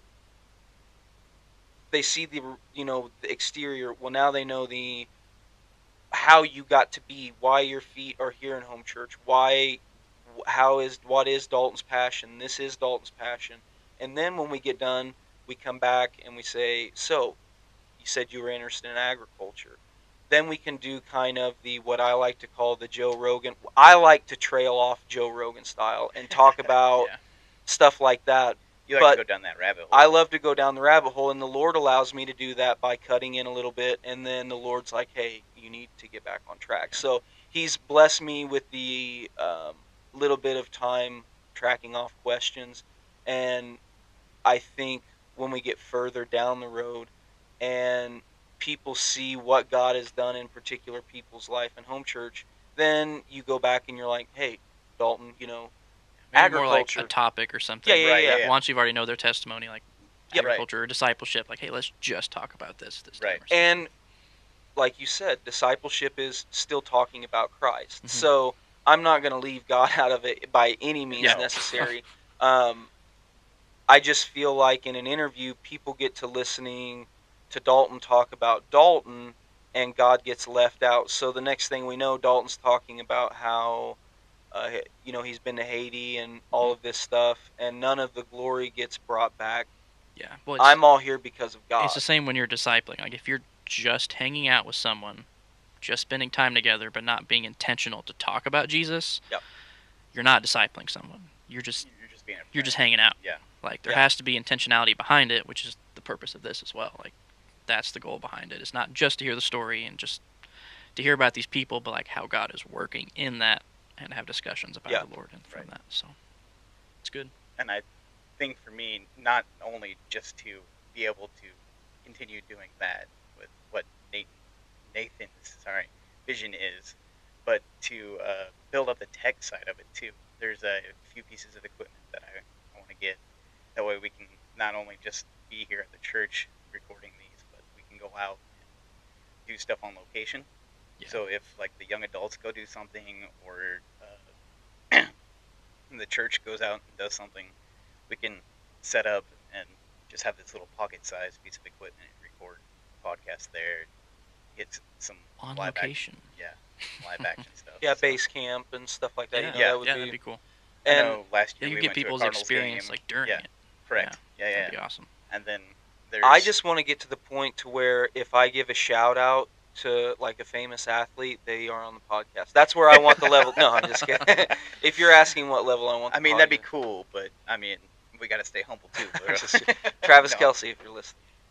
Does he love the Lord? Nobody needs him, so that's why he needs to be here on the podcast. Yes, sir. But yeah, just being able to do stuff on location. I would love to eventually get a video set up to where we can do that, and I can show pictures of Haiti. Yeah, so that way, whenever one of us has to use the bathroom or our stomach's growling, you can see it in real life, and not have to wonder why is it so quiet. That's really why is it so quiet? But yeah, I would love to get a video set up to where it's you guys can actually see us talking versus just some slides that I've created. Not versus nothing wrong with the slides, but it's to me it still feels a little bit cold. You're kind of listening to it on Spotify versus watching a video. Yeah. So. But it's still crazy to think that basically 90% of what pushes this podcast is, I shouldn't say 90, 70% of what pushes this podcast is stuff that home church and God have provided, and then what your dad got for us, the microphones. Right. Yeah. Um, but It's 100% God given. oh yeah, yeah, yeah, yeah. 100%. It's the fact that He gave us an outlet, and we have the support and all that from so many people that have either given us a gift or allowed us to use the resources or given us tips. Like Dana all week has been giving me tips on how to create stuff that looks better, or advice, and or all of our guests just giving their time to come on. Yeah. We are so appreciative of everything that's happened over these what last 2-3 months that we've been doing this. So Yeah. it's been a blessing, and we're just so grateful for everything that's happened so far. And two, it's, I just don't know. It's just like, I wish, because I ask the question all the time, do you remember? Like, do you remember the time that God did this in your life? And it's just crazy to, like, I remember, hey, you know, I would really like to do a podcast at church. And then you were like, yeah, that's, blah, blah. Then I remember that. But it's like, from there to right here is just kind of been a fun blur. And it's just, And I think that's kind of the point. oh, yeah. No, but my, but I was like, yeah, no, that's my there was thing, a lot though. of the behind the scenes that I have just taken the liberty to just go ahead and do without like fully telling you. The podcast, like the actual equipment, just kind of showed up, and you're like, oh, we're really doing What's actually this. happening? Well, and that, I'll go back to the talking about how you're the behind the scenes. I'm just going to tell everybody what I told Zach. I was like, I want this to not feel like a job. I don't want people to feel like they have to be on this. I don't want people to feel like, that's why I don't give, that's why we don't hand out a sheet of questions. Um, we don't want this to feel pressured, because if you're pressured, you're putting on a show. That's Right. basically Yeah. what it. Should be If you're not genuine. if you're not relaxed and you're not yourself, then it's a show. So, That's why I think initially we have 3 questions that between the two of us we have, that need to be asked. and then we just go from there based Yeah. on what information and how deep you guys want to go, and you know whatever the Lord allows you and tells you to share, you guys share. I mean, Yeah. we'll go as deep and as long as you guys want to go, and you know if you guys want to be like, all right, well, boom, boom, boom, point A to B, there it is. There it is. We could have a 30-minute podcast, or we could have a 200, or not 200, a 2 hour, 2 hour and 40-minute podcast like we did with Woody last week. I mean, it. Either way, we're here having fun, trying to build our community and get to know each other deeper.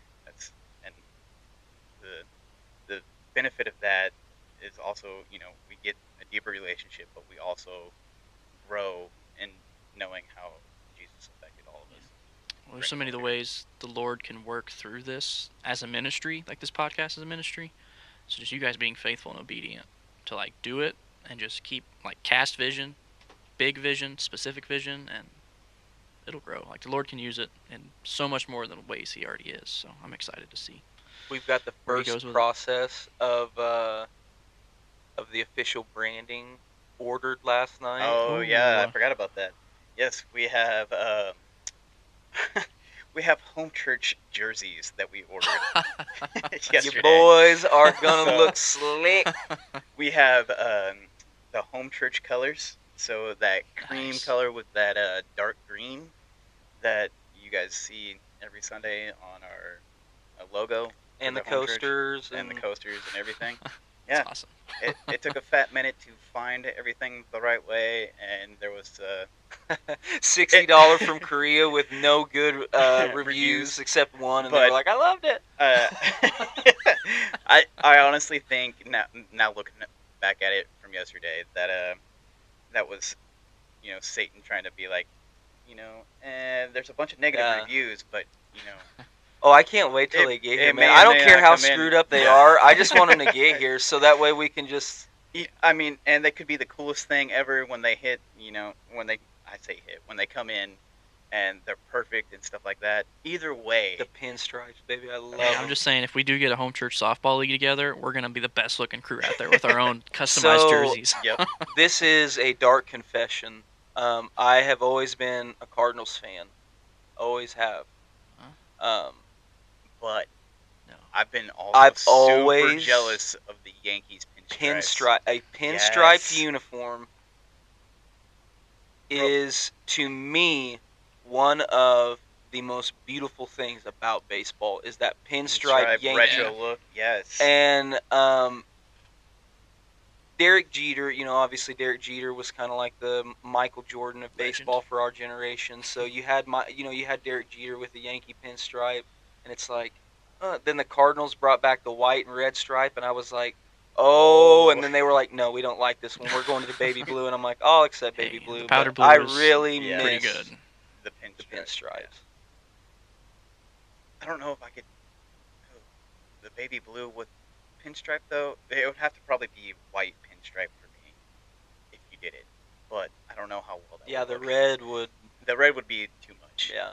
But going back, I mean, the land this plane. Otherwise, we're gonna have to go into like a man cave podcast. Dalton, again, we appreciate you being on here.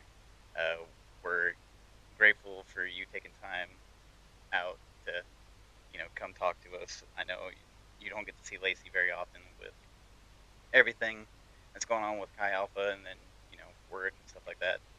I hate to cut you off, but give us a little update on her missions. How is hmm Lacey's missions? It's going great. Because this weekend she was actually at like the final, called DTC training for the new leaders coming into Chi Alpha next year. And I don't remember how many students they had this year, but lots of new leaders coming in. At Chi Alpha they always say that the university is the most strategic missions field in the world because literally the whole world comes to that spot. Like you don't have to go to another country to reach Chinese students when they're literally coming here to Missouri State. You can reach them right here. See, this is what's crazy is I didn't realize what a hub Missouri State Oh was, yeah. but at work we give a student discount, and we get a lot of the kids from Missouri State because we're hmm not too far Yeah, from Missouri close. State. But we've had like in the last 3 weeks, there was a guy from Korea, hmm and then there was a guy who was from India, and he was best friends with a guy from Japan. They were Oh yeah. roommates together. And I was like, so I just have a question for you. Like, why Missouri? India, China, and they were like, Missouri State is cheap and their teachers are good. Yeah, That's why. they Cheap have. and Yeah. then they've got Yeah, good teachers. Yeah, and Missouri State has good partnerships with Yeah. other universities in other Yeah. countries to like help their facilitate that. credits transfer really well. Yeah, but yeah, it's great because I mean Chi Alpha reaches the students here that come, Mhm. but they have because like Monday nights are the Chi Alpha service, but Friday nights they specifically have like international life for international students, which is not a typical service. It's usually like a meal, and then they'll talk, just kind of partner like Chi Alpha leaders like at a table with each one, just like facilitate conversations to point it to Jesus. So And I guess I didn't do a very good job of whenever I was talking about Chi Alpha.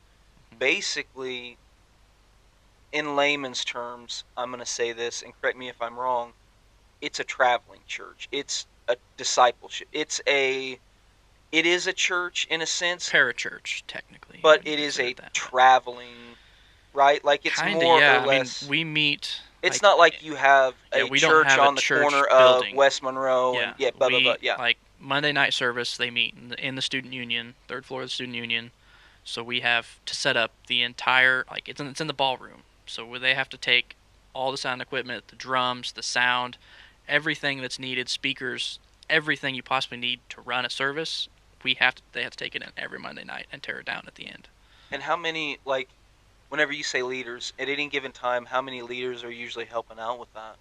Um, it depends. I mean, different leaders serve in different places. Like Yeah, those yeah, on yeah. worship and sound crew, those are usually the main ones they're helping set up. And then they always have coffee set up for like intermission time, so they have people running that, and you have people just running up worship and sound and everything else. I think they probably run anywhere from 60 to 80 to 90 leaders maybe at a given time, and each one leads a small group to disciple people to then. But we're not talking about a group of 30 people here. I mean, how many are they usually reaching? It varies year to year, and they're noticing this year in Chi Alpha specifically, they have a lot, maybe close to 90 to 100 people coming to actual large group service. But in terms of like people coming consistently to like small groups and other Chi Alpha things, they're probably 150 or more that come. Just a lot of them aren't coming to the big service. Just COVID, maybe. Because they could be that, but also a lot of people, they don't want to go to a church service. Yeah. But because they're doing small groups and building relationships, they will go to that, and they're still reaching people that way. So obviously, you want them plugged into the greater community to get the fullness of that. But you got to start somewhere. Yeah, at least it's something. And then I have a follow-up question. You guys are mainly at MSU, but how many campuses do you guys reach out to? There are Chi Alphas all over the world. Yeah, there's thousands probably. Yeah, there's tons. So I mean, Chi Alpha is Assemblies of God affiliated, and its own like missions kind of group within that. So they have stuff here in the States, and they have them in universities across the world as well. So not every university has them, but there's a lot of them that do. So. All right, ladies and gentlemen. Have to get Lacey on, and you can talk about Chi Alpha the whole time. We have reached the end of this podcast. Did I beat Woody? You're really close. I'm not by the time sure we exactly. by the time we get done, we might be. So we're gonna see if we can't reach a record again today. We're gonna just stretch to one up this him a little bit. We're gonna stretch this ending out a little bit. So go ahead and like and subscribe. Our behind the scenes technical stuff is slowly getting better thanks to JP and Dana and everything else just pouring in their time, effort, and advice. Thank you guys again for everything you do behind the scenes, and everybody that does stuff behind the scenes. For home church, it is very easy to just come in on Sunday and just kind of go through the motions and be like get poured into, but not everybody realizes all the work, time, and dedication everybody puts in, and a lot of, in my opinion, a lot of praise and stuff goes to the worship team and the media team, but the prayer team kind of gets left out of that, and in my opinion, they grind really, really hard for everybody. And I'm not saying, I'm not saying that they don't get the praise and stuff like that either, but a lot of the time, to me, it seems like we give a lot of credit to the media team, them too, but thank God that they're there grinding, in the spiritual realm for us.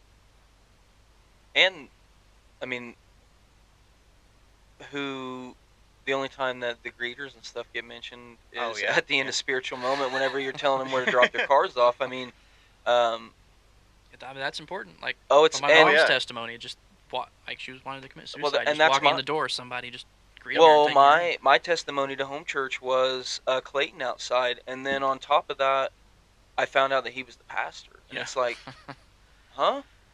Homie wasn't sitting in his room, air-conditioned room, eating peanuts, having peanuts fed to him, with a thee, thou, thus must. He's out here running around with a stop sign like a madman. I was like, I got to be part of this, man. This is what I like. So, I mean, just the welcoming team. I know that it's very difficult at times to pinpoint who's actually on the team because they get grouped up around the front and they talk, but it's still a good problem. It's a good problem to have, and that's just another testimony to what this church has to offer. It has to offer Jesus, community, and purpose. And so if that's something that you're wanting to get more logged into, you can go to the Home Church app. It's the Church Center app. Church Center app. Find us, homechurch417.org is our website. And then if you go on YouTube, which if you're listening to this, you're already on YouTube. But Home Church 417 Podcast is our YouTube channel. And yeah, so I think that's pretty much all of our social media other than Facebook and stuff like that. Alrighty, ladies and gentlemen, we're going to wrap this up. Just want to finish off by telling you we love you. We pray for you. May Uh, your blessings be upon you from the Lord. Church tomorrow morning, 9 a.m. 9 a.m. So, again, we say it every week. Pack a lunch. Rev's probably going to go long, but you never know.